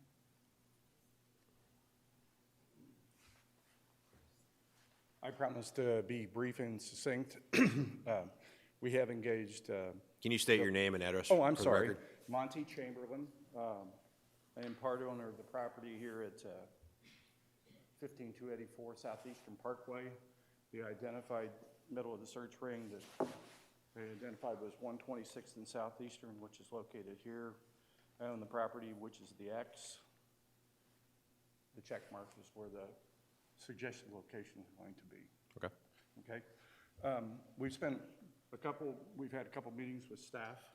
We've engaged Bill Butts of Kimley Horn to come in and discuss part of this with the staff itself. And we've also engaged a gentleman named Tom Moylan, who does cell phone locations around the country. And certainly we've talked with Pat early on. There was a search ring of 3 sites selected. We were one of those search rings. I have a couple questions about the selection process. and then I just want to share a couple thoughts with you that we've shared with staff. So it might take more than 2 minutes, but I will promise to be very succinct. On. Okay. I'd like to know what the process is for when you do 3 sites. What is the process of selection and elimination? Is it aesthetics? Is it cost? Is it technical performance of the tower? What do you do to eliminate and pick sites? They're not, go ahead and talk, and then we'll take notes, and Okay. we'll address all that. Okay. So, Your question was about site Okay. selection? Site selection, right? Yeah, site selection. What criteria is used? yes. Okay. Yes. So we did meet early on with them, and we met with staff. And by the way, to let you know also, our property is in the middle of a new intersection. We've worked cooperatively with the city on that. We took considerations of that new intersection into everything we've got here that we're going to discuss. We are being very facilitated with the city on this intersection, and always have been, and want to be here as well too. When we looked at our site, we were within the search ring, and we came back and we offered a proposal for multiple options on the site. But I just heard in the presentation that the tree line was important. We have a part on our site that we could bound the east, west, and south with trees. The elevation there is 835 feet, and it's 840 at the other place. That site could be put right there. I don't know the technical aspects that were just discussed, but that's away from homeowners. We spoke with the real estate consultant for the church. They were fine with it. If you look at what the exposure is to Hunter's Creek, this is all woods, this is all woods, this is all woods. Aesthetically, this is a really good site. I'm gonna pause you for 1 second. So in the public hearing, you're allowed to be heard and say, I just want to make sure we're clear on your goal. You're up to suggest that you would prefer that this be moved to your site location. Yes, I want and the you just residents to know that there's an option here. And the part of the process that I wanted to convey was, we met the gentleman up front, and we started making phone calls, not one return call. It feels like the stork dropped the baby without consideration of the other sites. Let me ask, I want to clarify from council. Is public hearing completely open? I feel like, or is it for remonstration or favorable? Is it? Yeah, I just want to be clear that, I understand what I feel like you're lobbying to some degree. I'm not Correct. here to say technically this site doesn't work, but I'm here to say if there's a problem.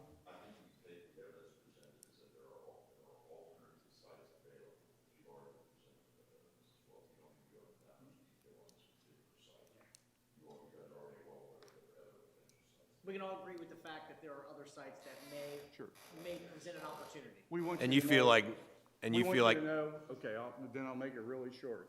We want you to know that that site's available. okay, And it's much aesthetically better. It's not been eliminated technically because the RF engineering was only on one site. There's nothing that's negated this site at this point in time. If you feel so moved, we would be glad to work with them, and we think it's a great option. okay. I'm done. That makes sense. Thanks. I was just trying to, No, I Yeah, just I want think to let you know. your point as was we well let them taken. know, it's available.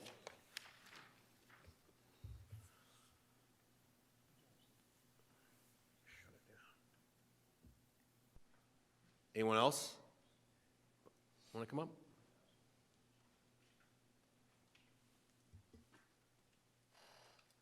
John Flowers. I live at 15636 Malta Way. My biggest concern is I've been there 2 months and I just find out that this is maybe going up. But when you're driving down the road, you do see things such as that water tower that's on Southeastern Parkway, which I think they did a good job on kind of hiding it, but it's still it's huge, it's big, you can still see it. My concern is every time I pull in my neighborhood and go to my house, I'm gonna see this tower right in front of me. And, I didn't buy the house there to look at someone else's construction. And it's already zoned, everything's zoned as residential. and I believe it should stay that way. So I'm more on the side of the first guy that spoke 12 minutes, so I'll leave you with that. How's that?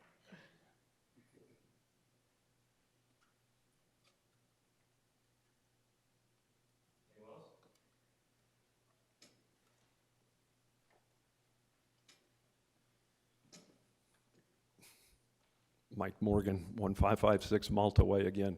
I just want to say that properties are zoned originally for a purpose. They're actually asking for a variance on the property that it currently sits as zoned as it is. So I think zoning boards make decisions based upon what's best at a specific time frame in history. Now, things have changed, obviously, in our area. It's becoming much more residential and less rural, but it was zoned specifically for a reason, and to grant variances just because, and you obviously carefully look at all the reasons to do it, but I've owned property in Zionsville. I've been through these meetings. I know this kind of thing. So there are reasons why these things get zoned the way they do. And I respectfully ask that it remain as it is and not grant the variance. Thank you.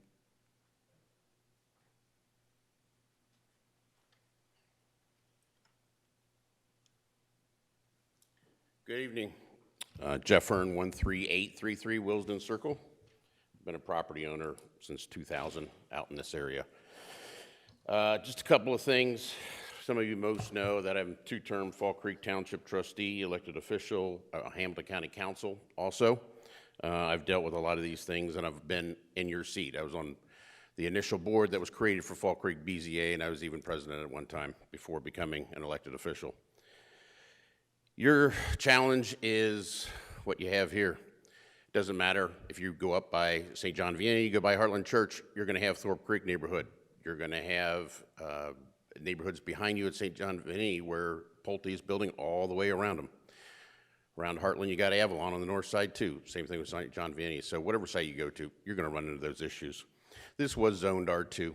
Matter of fact, in 2000, everything in Fall Creek Township was zoned R2. Very simply, so that people can come up in front of you and determine what they want the zoning to be. And it's all changed. Everything you see, where the Kroger's at on Oleo Road, so forth, that was R2. And it's been changed either through BZA or through a planning commission situation. Matter of fact, is the situation that they're talking about here on this site. That is zoned R2, but a couple years ago, came before you guys, Duke's Automotive did, and they got something switched to allow the operation of what he's doing and keeping it R2. My thought is, you know, they've asked staff talked about two of the three things they need you to do to flip on is because of it being residential. We do know through Hamilton County Surveyor's Office and so forth that the road is going to come into there. It's already being planned, so it's going to be a corner. So once again, the corner's at 126 and Southeastern, looking to be commercial. One's already set to be commercial. You go down Southeastern at Cynthia Ann Park. 3 of those corners are already zoned for commercial. To the east of this is school property, and you also have Corby Thompson, and in that area, that's all commercial. With this coming in here, what I'm being asked is go ahead and just ask these guys if they're willing to be annexed. Have staff figure out what the zoning is based in the city of Fishers that's set for an auto repair store for what they're already doing, an auto repair. Have them come into the city being zoned and be annexed as a commercial, and it takes care of some of those things. One of the things now, staff is representing these folks in this property and doing work for this property, and they're getting 0 tax dollars. They come in, they're gonna get 3% being commercial, 3% of that value, so roughly $30,000 to $35,000 automatically each year they're gonna get into the city of Fisher coffers for being zoned commercial and being brought into the city of Fishers, doing already what they're already doing. They're gonna be a corner when the street comes in, when it gets all said and done. So that's all I'm asking is, if you do allow it, please just bring them in commercial, and so that the city's getting some net funds for it. Thank you.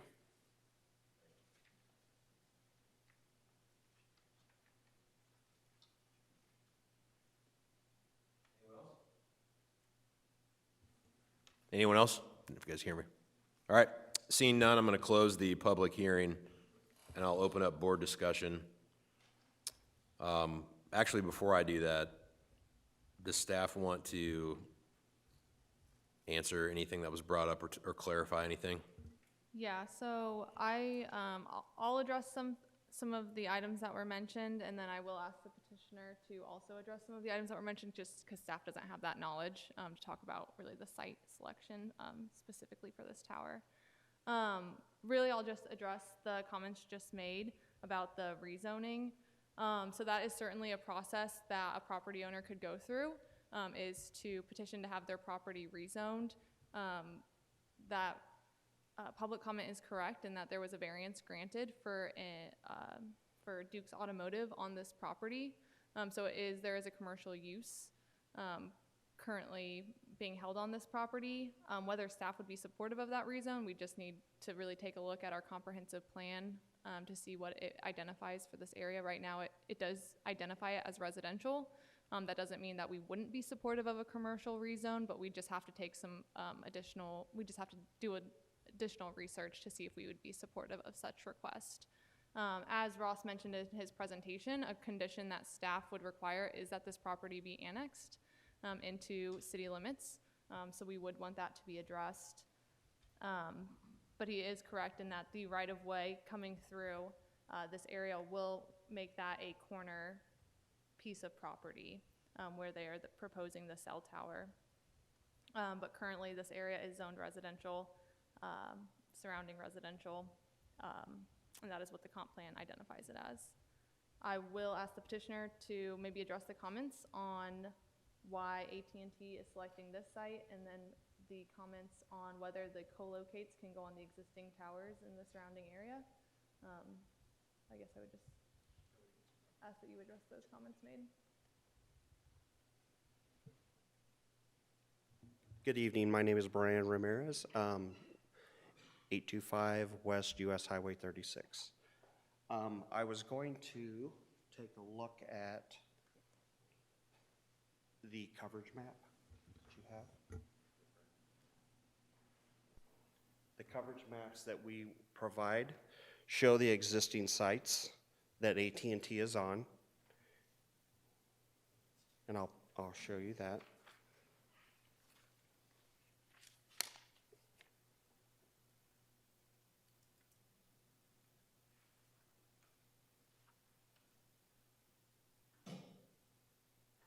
Okay, so basically the areas that you see in green with the dots in the middle.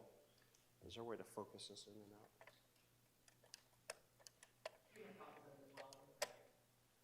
Okay, thank you. Okay, so if you see the existing sites are here with the green is good coverage, solid indoor building coverage, here, here, and here. So I'm guessing what Wally had discussed, that a number of these sites that surround this area, AT&T is currently on, and it shows it right here. This is the location that we're proposing to go. As you can see, it has bad coverage. Yellow and red is not good. And then once we complete the site, we will fill that gap here with all green. Now, some of the things that has been mentioned here are the surrounding areas, the subdivisions being built. This is a fast growing area. You have the new school there. We need more capacity. We need to be able to cover these areas, get into people's businesses, get into the homes, and support the school, quite frankly. With COVID, I think we've all kind of seen that, having higher speeds for internet, being able to use our tablets, being able to use our computers is very, very important in order to educate our children. This site will also have FirstNet on it, so it's AT&T and FirstNet. FirstNet is first responders, local, state, and federal government. It is a dedicated network that provides in times of emergency and standard everyday business where they have calls for police and fire and emergent EMS, first responders. This will support that network. Also, it is being built for multiple carriers, as we have already discussed. Having one tower in one location that is a monopole, galvanized finish, looks like a power pole, is the best opportunity here to just have one location to place everybody at one location in an area that is going to have a road. They're going to have a road that eventually comes through there with a turnabout or roundabout in that exact location. This will very quickly turn from a residential location that's already being designed to have a thoroughfare go through there and a roundabout right in this area. We will be on a corner. As far as selecting the location, there's many things that are considered, and the RF engineer for AT&T chose this location. It is quite that simple. It fits into the network and within the existing towers that are in the surrounding area to provide the biggest bang for the buck. This does have a commercial use, and that was also considered. As far as the size of the compound, we are a quarter of the size of the compound that we normally do. We normally do 100 foot by 100 foot. This is actually about 2,400 square feet. Normally we do 10,000 square feet. So that is to fit a tight, small equipment in there. As far as diesel generators being installed, there is a proposed diesel generator. That's a third backup system to the primary power and to the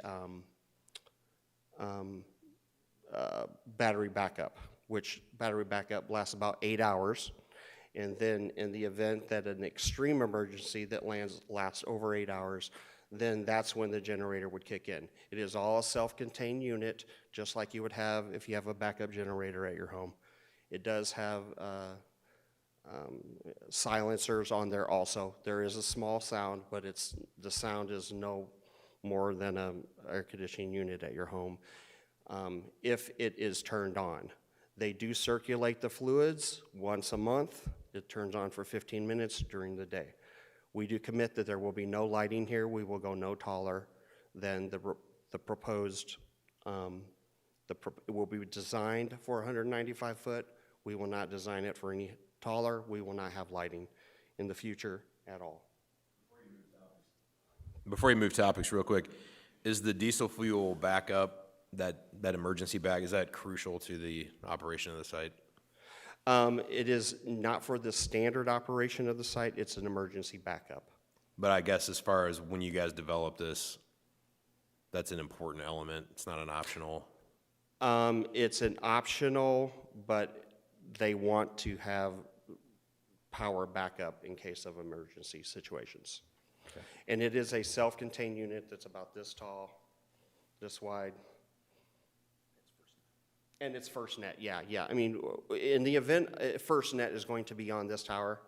So if there's an emergency, a tornado rips through here and we lose power, you need to be able to have that power on so that the first responders can use the network. Okay. I believe I've covered everything, unless you have some other questions. Staff, did they cover everything you wanted them to cover? I could speak to some specific sites came up, like with the Heartland Church, for example. And if it benefits the board, I'm happy to address kind of what our thinking was relative to that site in particular. If you can be brief on it, I think it's worth addressing. Go ahead. Thank you. So it comes across kind of bright, but up in the upper left, that's zoned R2. That is the Heartland Church location. And if you go out there, unlike our location here, where there's substantial tree coverage on both our eastern perimeter and on the northern perimeter of our property, the south perimeter of theirs, the Heartland site is wide open. It is an open, very well-maintained, beautiful facility, but it is wide open and available for parking. And so what it causes you to do for example, the homes south of 126th Street is it essentially creates the location of a tower in a extremely prominent location visible from far more homes than this particular location. Okay. And that's precisely why the Heartland site wasn't pursued. It also often results in the elimination of parking. Parking at that facility is at a premium. It's a very well-attended church. They use every bit of that parking, and we did not believe that was a viable option. As far as the Catholic Church property and the property you heard the gentleman speak to as far as why didn't you choose me as opposed to choosing the place where you are, the Catholic Church property has some significant problems with respect to its future developability for a cell tower. And if you go out there, one of the things you notice very prominently is that the road that goes back to the church and the area where the improvements are has all been raised.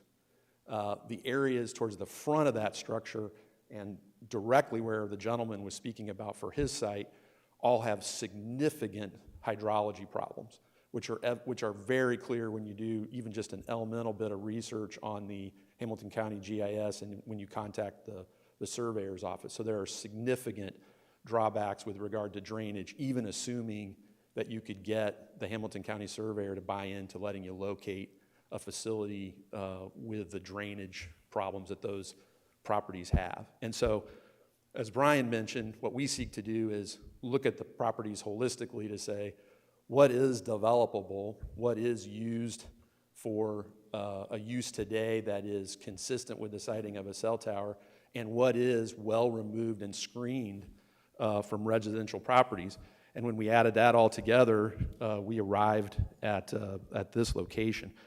I might also add that there were several other sites that were mentioned as, well, why didn't you locate here? Why didn't you locate there? And the reality of it is that, for example, we are on the Oleo Road Tower today.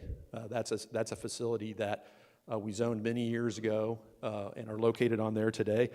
I will say emphatically that the idea, the notion that towers are not located on school properties or that boards are against the location of cell towers on school properties is just categorically false. The gentleman from Zionsville should know that the Zionsville Community School Corporation has 3 sites on various school buildings. Hamilton Southeastern's been a great partner of ours, and we have a site on the Hamilton Southeastern High School property. And so that is how we've been a good community partner over the years to build out the network that the community is really requiring to serve them and to serve their convenience and to serve their ability to contact their business contacts, their family when they need to reach family, and this particular site to be used as part of the FirstNet network, which means that this facility is used exactly for dedicated communications equipment for first responders, police, fire, and other subscribers to FirstNet. And I'll just close too with the property value statements. We actually pioneered some of the analysis of the impact or the lack of any impact of cell towers on residential properties back when we first started siting facilities back in the middle 90s. I mentioned the property on Lantern Road. We have a study by Valbridge, which is an appraisal group that concludes in numerous markets across the country that a cell tower does not have a measurable difference in value for properties that are located within a quarter mile of a cell tower as compared to properties that are located outside of a quarter mile of a cell tower. And then we have a specific study that we've done with regard to properties, 2 neighborhoods in Carmel, Indiana, where we compare homes in the subdivision that are close to a cell tower as compared to homes within the same subdivision that are further removed from the cell tower. And what it demonstrates is that there's no difference in the values of those homes. And so Mr. Haley, who's used to stand in front of boards and I think had it right when he was representing a carrier, didn't submit any evidence into the record that would suggest that there's an adverse impact on property values. I will also say I'm a real estate lawyer. I've been working for AT&T since they launched their network here over 25 years ago. And I am not aware of any requirement to disclose the location of a cell tower in connection with an FHA loan or in any other respect in a residential real estate transaction. It is certainly not an item listed on Indiana's sales disclosure form. And I think there's very good reason for that, which is that there's just simply no evidence that a cell tower affects property values. And I'd be happy to provide copies of those studies to you. Couple questions real quick while you're at the podium. On the service map that was up prior to this, where it showed and indicated other cell towers. Yes. I guess from you guys, I do find it odd that you did not have the Oleo Road tower shown on that map, because that would be right in the middle of the big yellow blob. But this one being proposed at 199, is that accurate? Is that what it is? 195? Roughly. 195 for the tower height with the 4-foot lightning rod. How does that height compare to the Oleo Road height, and how does that compare to the other sites that are shown on this map? It's consistent with those heights. I looked, for example, at the location at Cynthia Ann and I-69 recently, and it was consistent with that height. I can tell you that what AT&T's needs are for the tower is to be located for a rad center, meaning that where their antennas would be centered on the tower, they're looking to be at 175 feet in order to meet their radio frequency requirement. And so one of the reasons why the towers are at a very uniform height like that, I'm not saying there may not be one that's 150 as opposed to 180, but they're all fairly consistent, is the regulatory framework locally, which I think has worked very well for the city over the years, is designed to provide for co-location. In other words, the bias is in favor of a limited number of structures that can be shared, as opposed to each carrier going out and getting away with the smallest tower that can be built, but having a lot more of those towers spread out throughout the jurisdiction. And so that's why I think when you look at the area map there, those towers are fairly well dispersed. Some of those towers were originally proprietary to AT&T and have subsequently been acquired by tower companies like Select Tower, and they've been made available to other carriers. They're shared, and they've helped, I think, bring down and eliminate a proliferation of towers around the community. It's really been a very favorable outcome. So the tower on Oleo Road, it's different, meaning you cannot utilize it in the same way you can utilize this one? I don't see it located on the map, is the reason I'm asking that. And it's in one of the dead zones, if you will, or the lower covered zones, where that high school tower would be. And so I'm just, if we're talking about, you know, where you already have a cell tower, it's Right. already a dead zone. Why would it not be a possibility to co-locate at that area or? Oh, no, I apologize. That's what I mean is AT&T is already using that. So it's not a Select Tower without AT&T.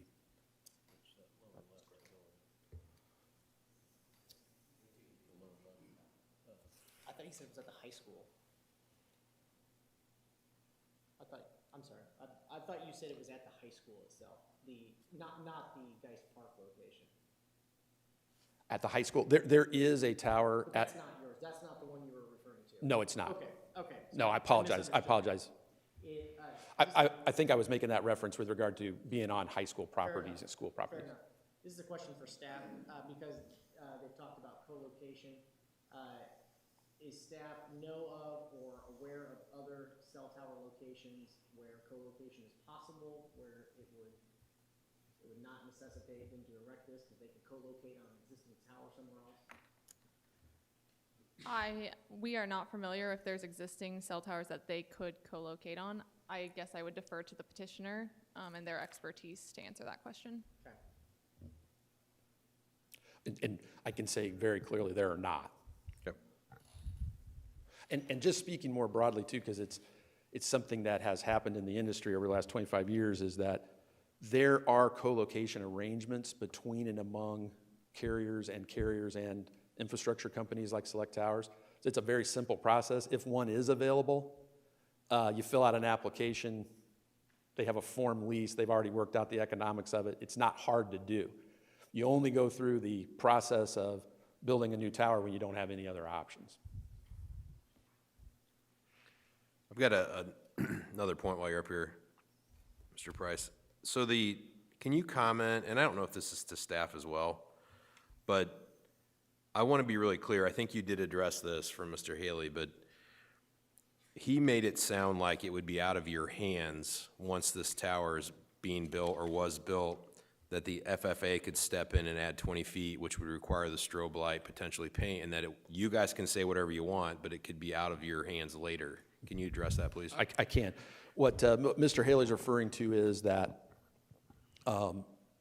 within the last few years, there was legislation that passed at the federal level that allowed a tower owner to increase the height of the tower. So it's not an FAA issue, but it's actually the owner of the tower being allowed to unilaterally increase the tower height without further approvals from the local government entity.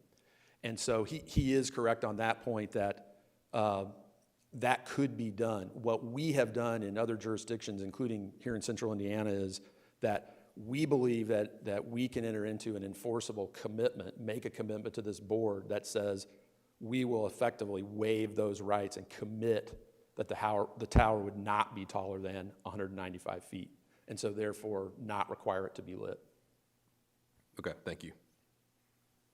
And we are prepared to do that. And we also are amenable to, I'm glad that was raised about the annexation and Mr. Hearn. We have spoken to our landlord, and he is agreeable to petitioning for annexation as well, so that the tax dollars would be coming into the community. Because you're just leasing the area, correct? You're not purchasing the land? Correct. So that would be a commitment of Mr. It could be a condition of the approval, and our landlord, we've confirmed with him that he is agreeable to doing that.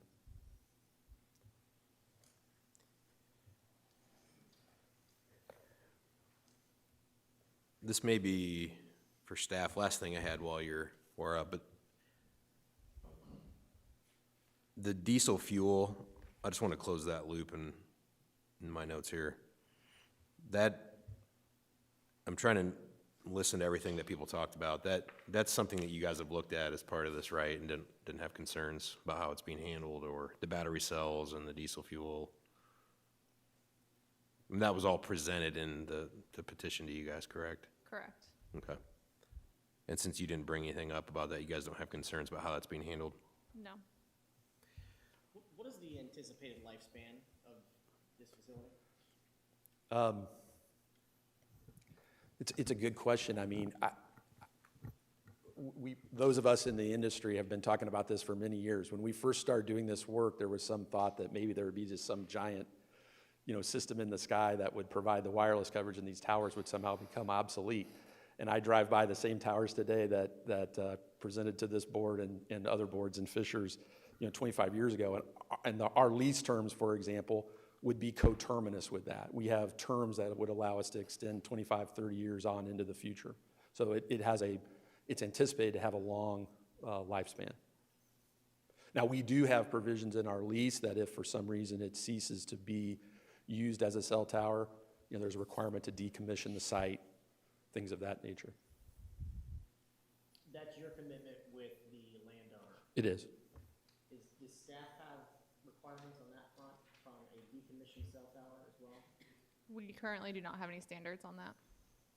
And by decommission, it would be deconstructed as well, or? Correct. So, and we would be willing to make that commitment as well.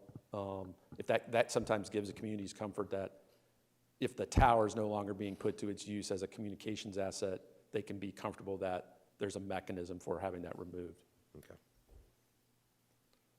Staff mentioned the adjacent land to the east is, I guess, 2040 comprehensive plan to be residential at this time. Is that accurate? Are you talking about the school property? Yeah, the adjacent area. I know down at the intersection of Central Cynthia, and there's commercial down that far, but. Yeah, so if you, down at the intersection of Cynthia Road and Southeastern Parkway, that is proposed to be neighborhood mixed use for the comprehensive plan. I just want to be clear, that is not zoned today. That is a future land use map, which is a guiding document. We'd want to take a closer look at exactly how we'd want that to develop. I don't want to go on the record saying that that's exactly what we want to see there, but that is how it is defined in our future land use map. Any commercial development on that corner would need to be reviewed by staff, and it'd have to be rezoned before any commercial did go there. I was just curious if the location of this, you could see it causing a problem with the future plans or outlook of that adjacent parcel, that it would be less desirous or impact future development of that parcel. So the way that the right-of-way is proposed through this area, from a future development standpoint, we don't have concerns with the cell tower being located on this site because this parcel, when this right-of-way goes through, will be substantially smaller than it is today. Now, I will say, I want to just correct myself. That zoning on Cynthia Road and Southeastern, it is a part of a PUD today, so that would allow for specific commercial development per that PUD ordinance.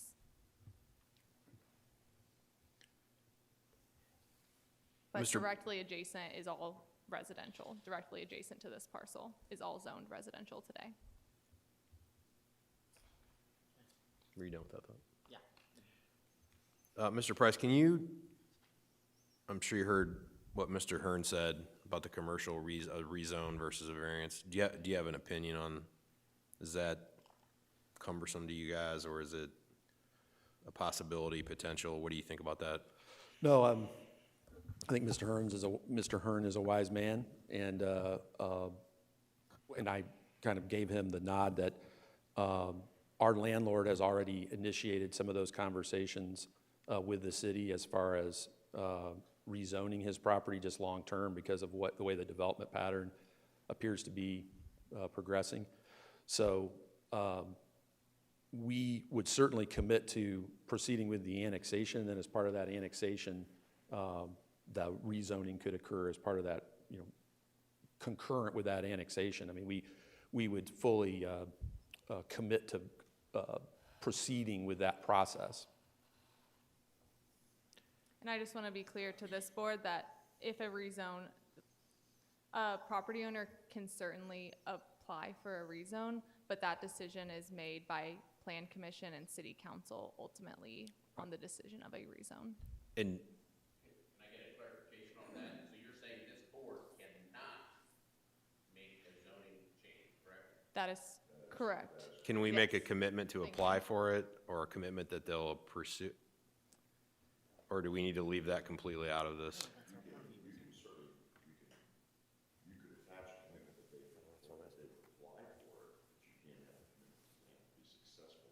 Right. Yeah.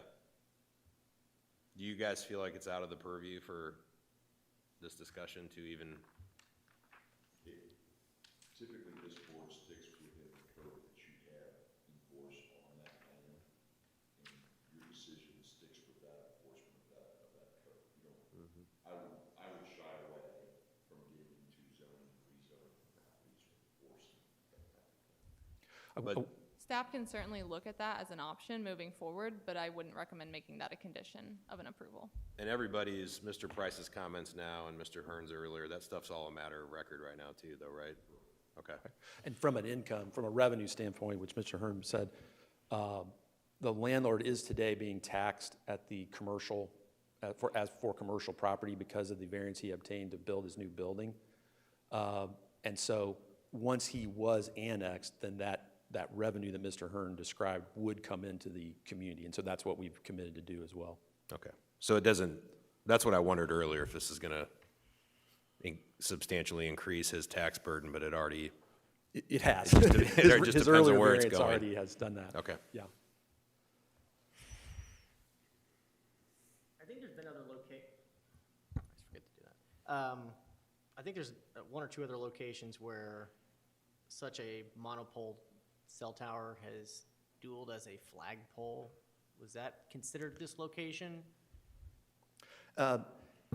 It was not. What we have done in some places where the use of the flagpole has been kind of somewhat complementary to the underlying land use. I'll give you the example of the one that we worked on, I think, with this board. Maybe it was the other Fishers board, but is the sailing club.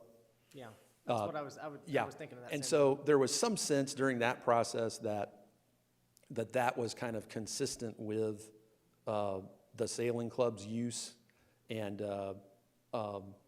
similarly, Our Lady of Mount Carmel, you might see the one that's out in front of their ball fields, where there's a monopole that's kind of used in connection with the ball fields.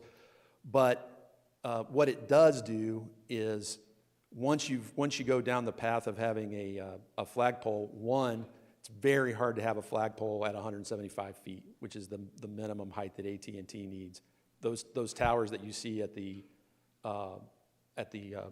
Sailing Club and Our Lady are more in the range of 120 to 150 feet. You start getting taller than that, it's very difficult to I don't even know if they make a flagpole design taller than 150, but. Yeah. It starts to draw more, the issue is that it just starts to draw more attention to the structure than just having a monopole. And then secondly is there's basically no opportunity for co-location at that point. Which that would be favorable too with co-location, obviously, because we're trying to eliminate another carrier or someone else that needs to develop somewhere else. Okay. I'm just thinking out loud of maybe something that would aesthetically make it more acceptable.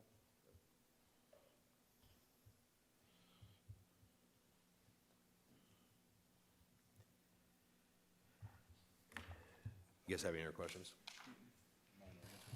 Do we, staff, is there anything you didn't get to address after this extended discussion that you want to?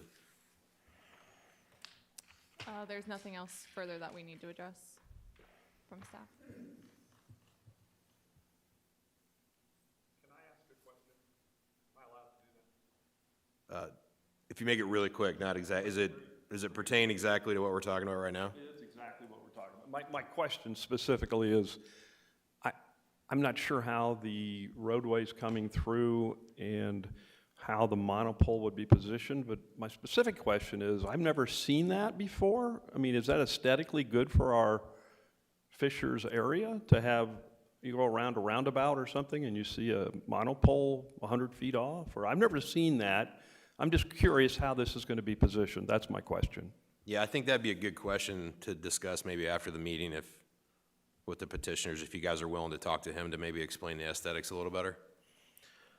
Okay, so you guys are good? You covered everything? Yep. Okay, cool. All right, well, hopefully everybody felt like they got to be heard on this. I think we covered a lot, and it was good. I appreciate, Mr. Price, the extra discussion at the end, I think, addressed a lot of concerns. So I'm prepared at this point to make a motion to favorably approve VA 2119 with staff's recommendations for conditions with. And I just want to be clear what those were, that the approval is recorded onto the property and that the property owner voluntarily annex into the city of Fishers. Okay. And also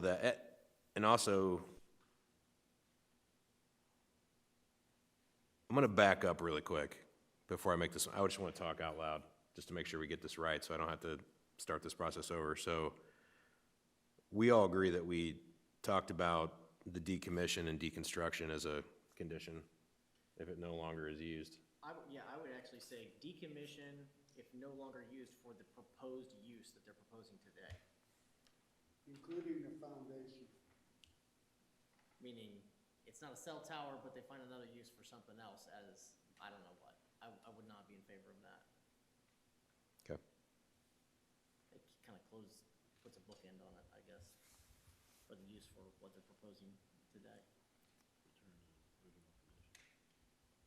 Yeah, so that That's fine, right, with you guys? No, okay. The condition could be that all site improvements are removed from the property. Yeah, all site improvements improvements. associated with this use are removed from the property. Would that include the foundation? I mean, everything. That's an improvement, That correct? would be all site improvements, correct? Okay.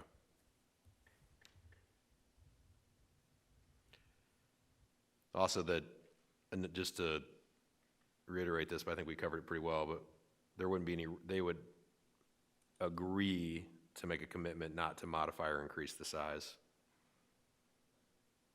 I think it was the additional height. Mm-hmm. Yeah, the way I wrote that is for use of commitment, the tower will be limited to the height presented regardless of any federal law that may allow for a unilateral increase in height. That sounds better. Including lighting, no lighting on the top. Yeah, and that would, which would also, do we need to state that there will be no lighting in a commitment and no paint, no color? It wouldn't hurt, yeah, to just add that as a condition. So do we need to state that it would be of a gray galvanized steel? Is that fair?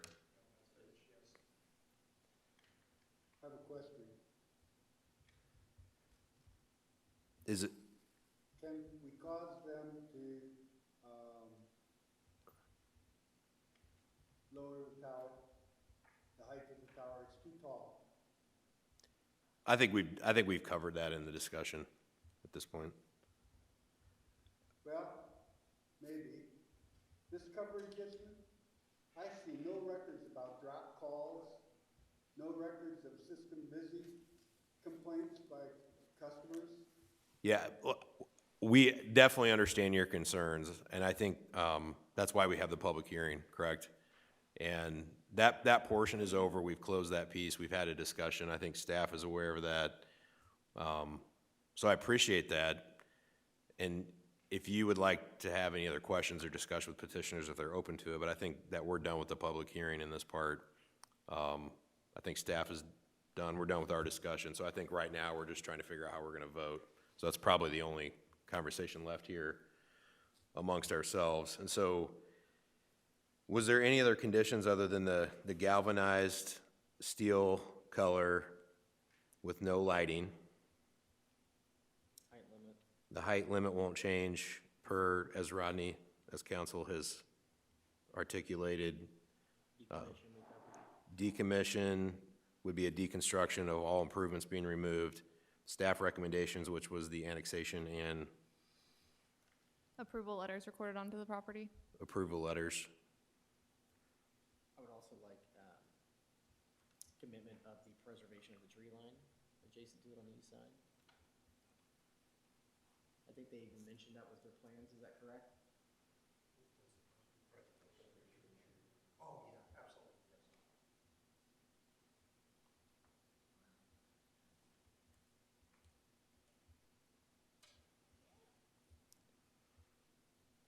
Okay, so the commitments are not to increase height, preservation of tree line, the annexation approval letters being recorded,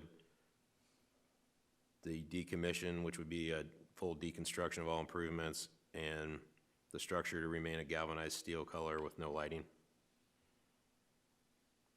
Miss anything? Okay. Okay, so now I'll make a favorable, I'll make a motion to approve, I guess. VA 2119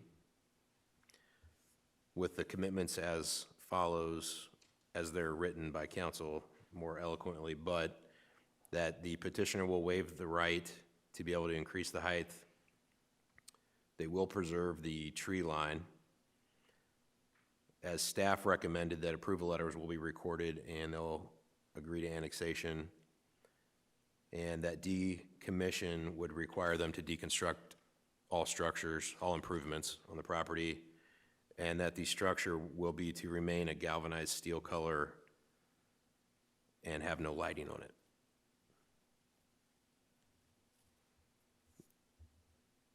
So do I hear a second?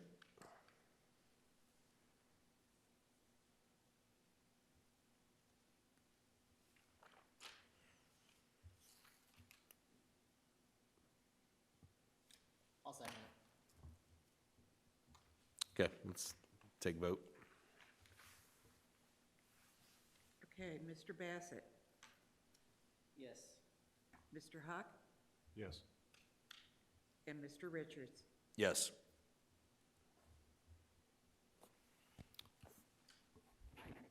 All right.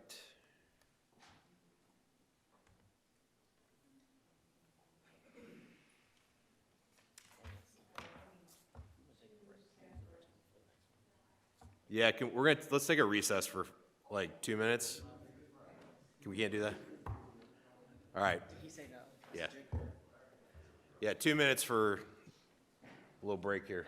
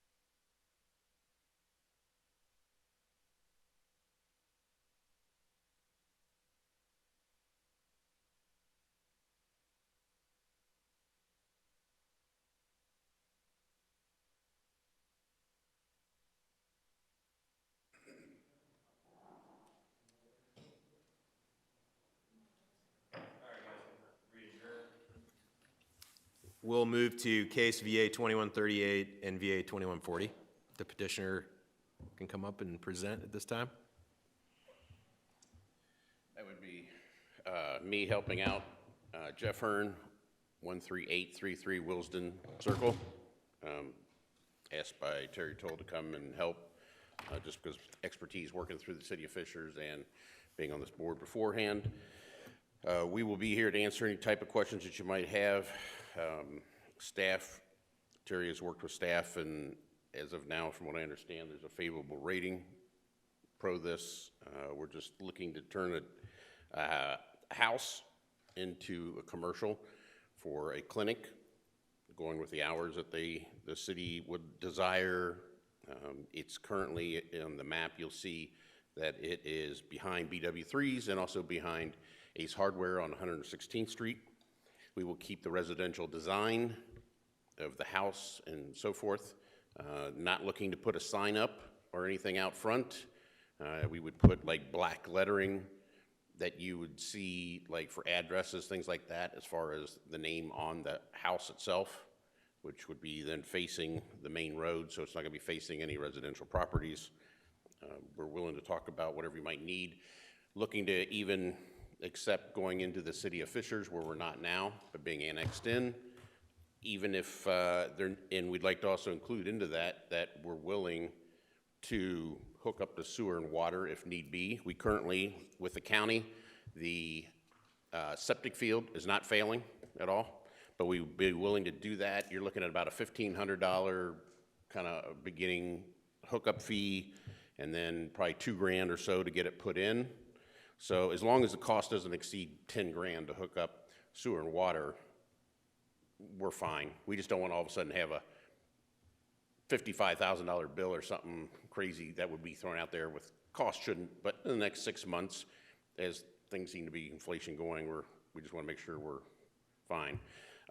Obviously, the health department, if they see that the septic field fails, we would hook up right away, obviously, with that. But we would be using less water because of a family of 2.3 kids living there 7 days a week, washing machines, showers, the whole bit. There's only 2 toilets in this facility, and it's not going to be a big complex. We're only having 3 rooms for patients, so it'd be using less water than what a typical family in Fisher would be doing anyway. But like I said, we're here, so if there's anything that comes up, more than happy to answer any of your questions. Okay, thanks. Oh, and I do think, did you get the letters to them? Okay. Yep. Yeah, those are the only 2 residential adjoining lots are the letters from those 2 brothers. And I also think Doug Allman was telling me, the current township trustee, was going to send in a letter of recommendation for this also today. Okay, good enough, thanks. Thank you. All right, staff?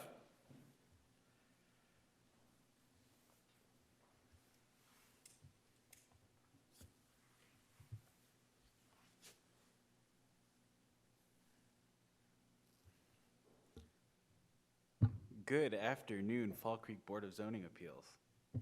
Presented before you today is VA 2138 and VA 2140, the Toll residential, is it Toll or Tolla? Toll residential conversion project. The petitioner was Kurt Tappendorf on behalf of Terry Toll. I see that has now changed. The address is 13880 East 116th Street. Property is currently zoned R2. Up until recently, it was a single-family dwelling. Now it is owned by Mr. Toll and is vacant.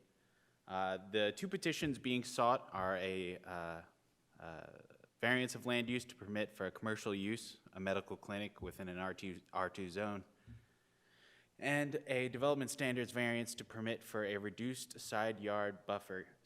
reduced required side buffer yard to 10 feet. Regarding the land use petition, the variance is sought of section 5.1.5, the permitted use table. Highlighted is the clinic use, a commercial use, as we can see within the R2 zone that is not permitted.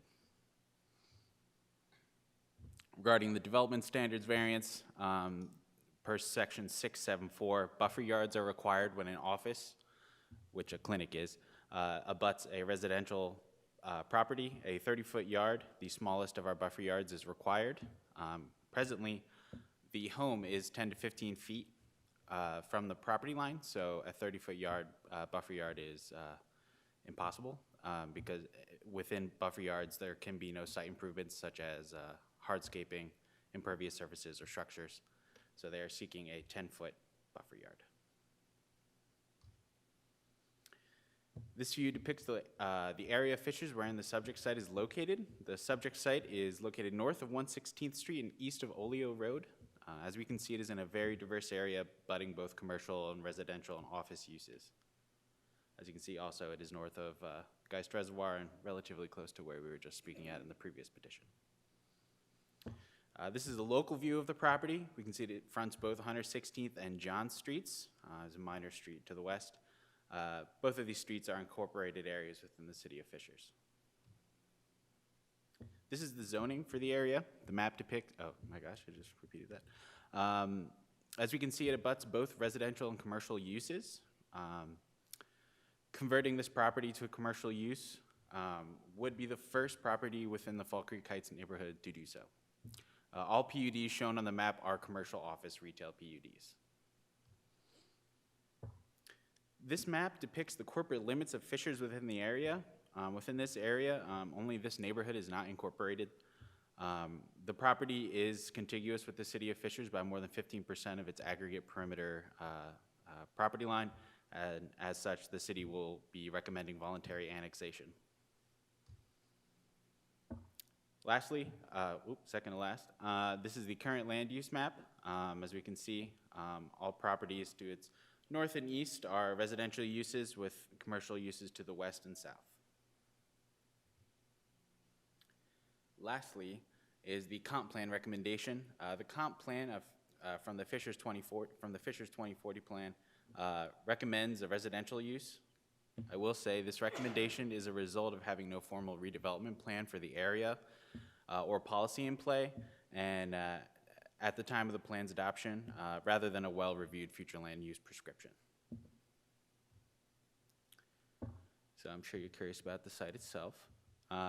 Mr. Toll seeks to convert the existing structure into a clinic.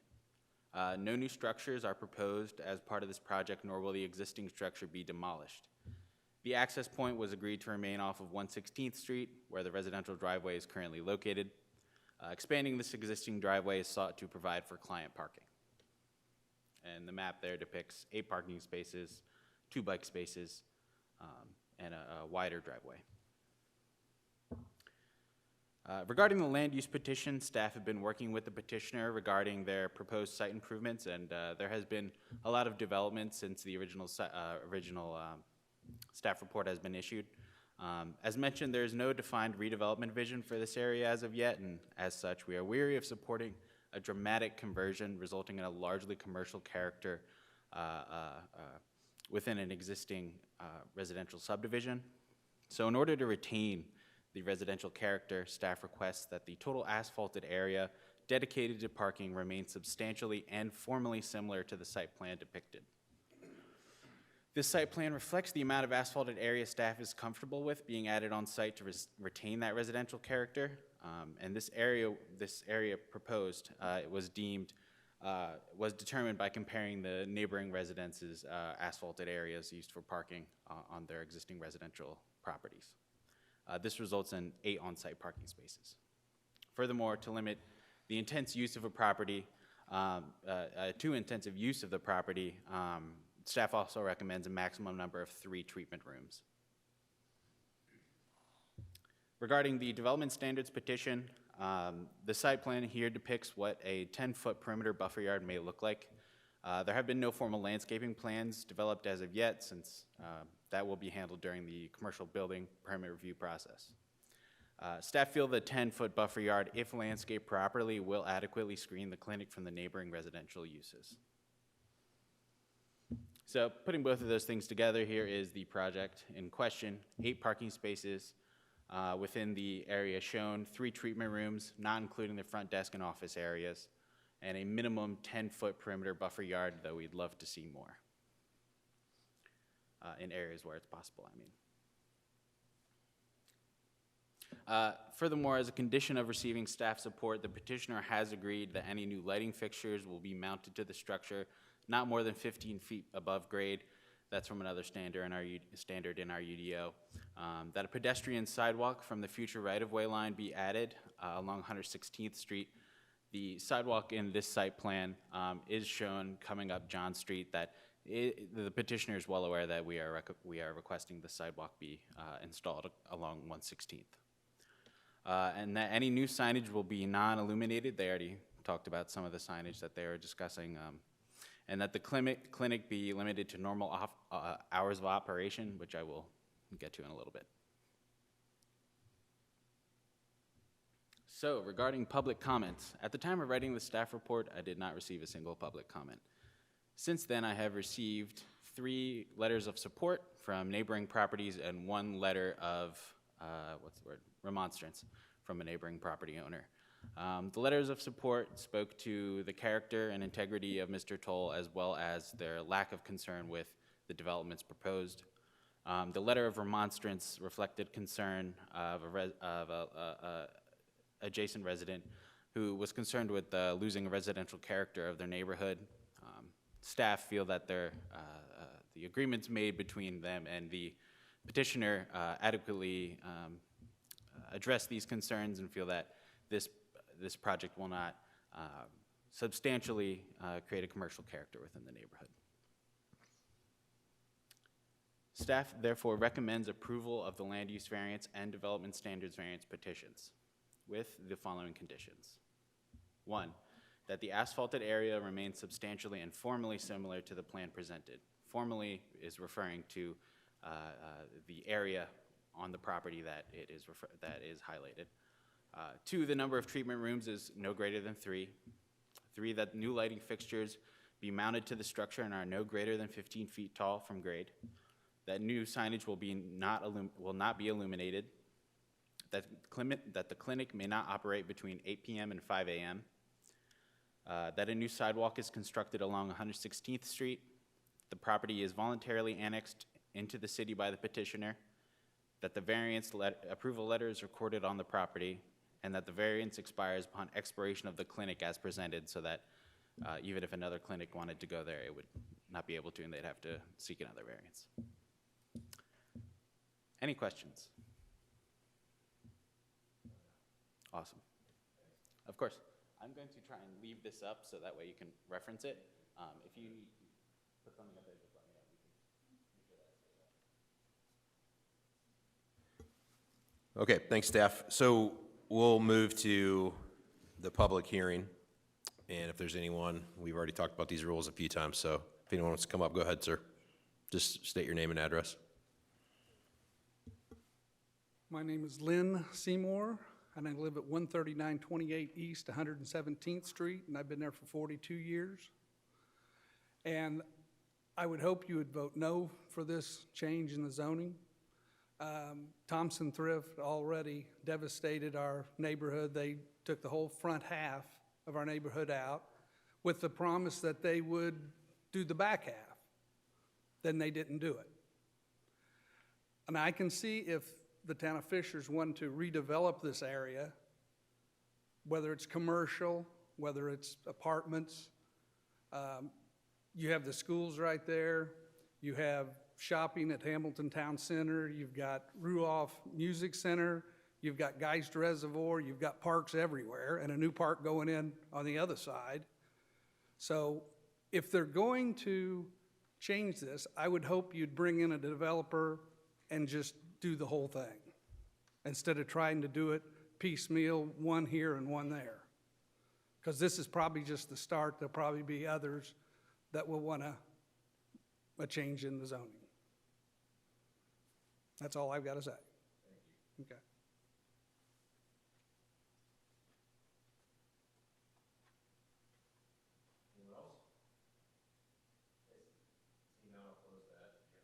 Yes, I just wanted to speak to the nature of this petition. The resident mentioned that this would be a change of zoning. This would just be a change in what is allowed on this site for this project specifically. So any future commercial developments would have to go through the rezoning process, and that this project itself we are hoping to retain the residential character with, and that it will not permit future commercial developments on the site unless it goes through a whole rezone process, which by that point the city is hoping to have coordinated a redevelopment strategy. Thank you. That is all. So I've closed the public hearing, so we'll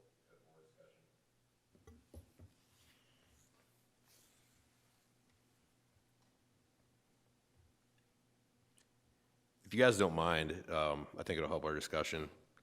While, yeah, Mr. Hearn, while these are still up, can you address, is there anything up here that you would like to address? Or is there any problems with the petitioner that they need to discuss so that we can hear? Nope. If there's any conflicts? I'm perfectly fine with all of it. And just so you know, through TAC or whatever we're going to go through for the landscaping, we plan to do even more than what you have. He wants to be a good neighbor, wants to be a good steward of the property and so forth. One quick question for staff. Is he able to do the low voltage landscape lightings, if he wants to do landscape, if he wants to light up a tree or bushes or things around the house, things like that? Is that allowed? It'd be residential, low voltage landscape lighting. Yeah, so any lighting that would be allowed on a residential lot would be permitted on this lot Okay. as well. Good enough. That's the only question I had to clarify. Okay. All right, board, do you guys have any thoughts, questions? Some clarity, so petitioner is agreeing to just 3 treatment rooms? Correct. 3 treatment rooms, eight spaces. What they have is their site plan, is what I have here. We're in agreement with that. It seems like there's some discussion with what is being referred to as a sidewalk. Am I correct that on the north side of 116th Street, it's actually multi-path there, not sidewalk? Yes, so that would be a multi-use path, I believe is what it's referred to in the thoroughfare plan. So the pedestrian path, if you want to call it that, along 116th Street would have to be what's required within our bike and pedestrian plan. And we're okay with that. You're okay with that? I'm looking at the Google Street View, so I don't know how accurate. It says August 2018. Is that going to require moving the telephone poles out there? We would look at that when this goes through site design. That all just, okay.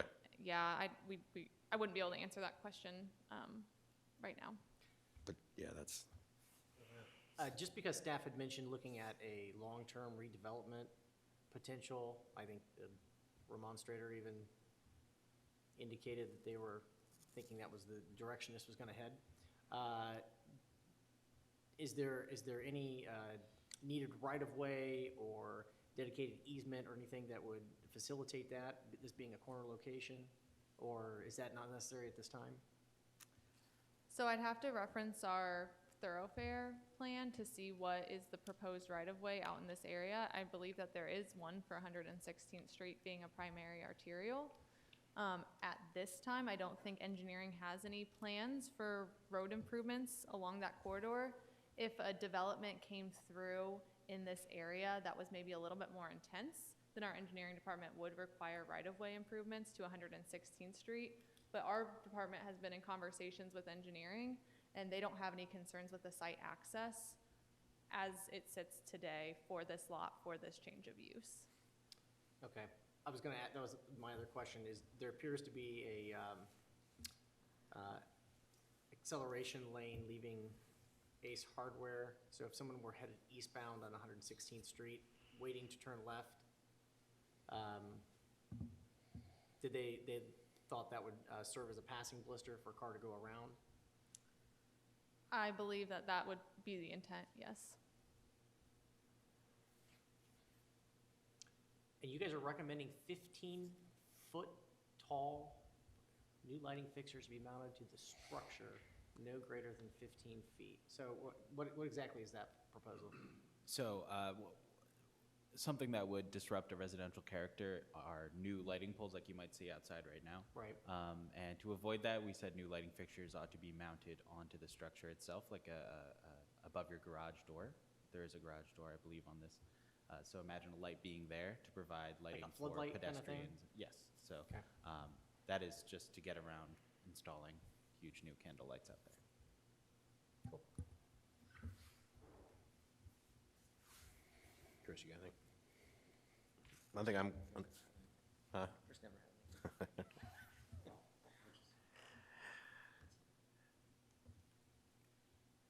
Yeah, I think I'm done.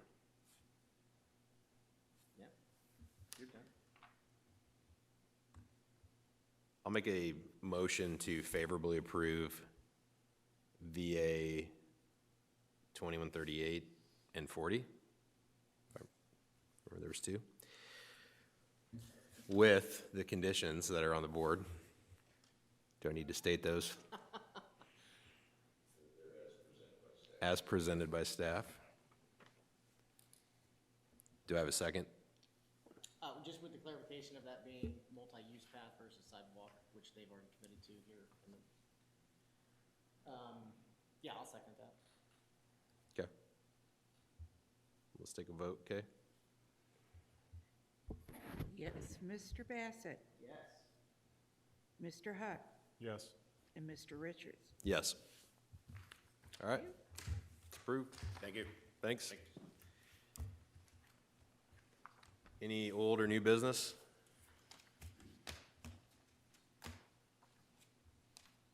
I apologize. No. I thought you were looking something up to break out a discussion, and I was getting worried. All right, nothing else? We're all good? I'll adjourn the meeting.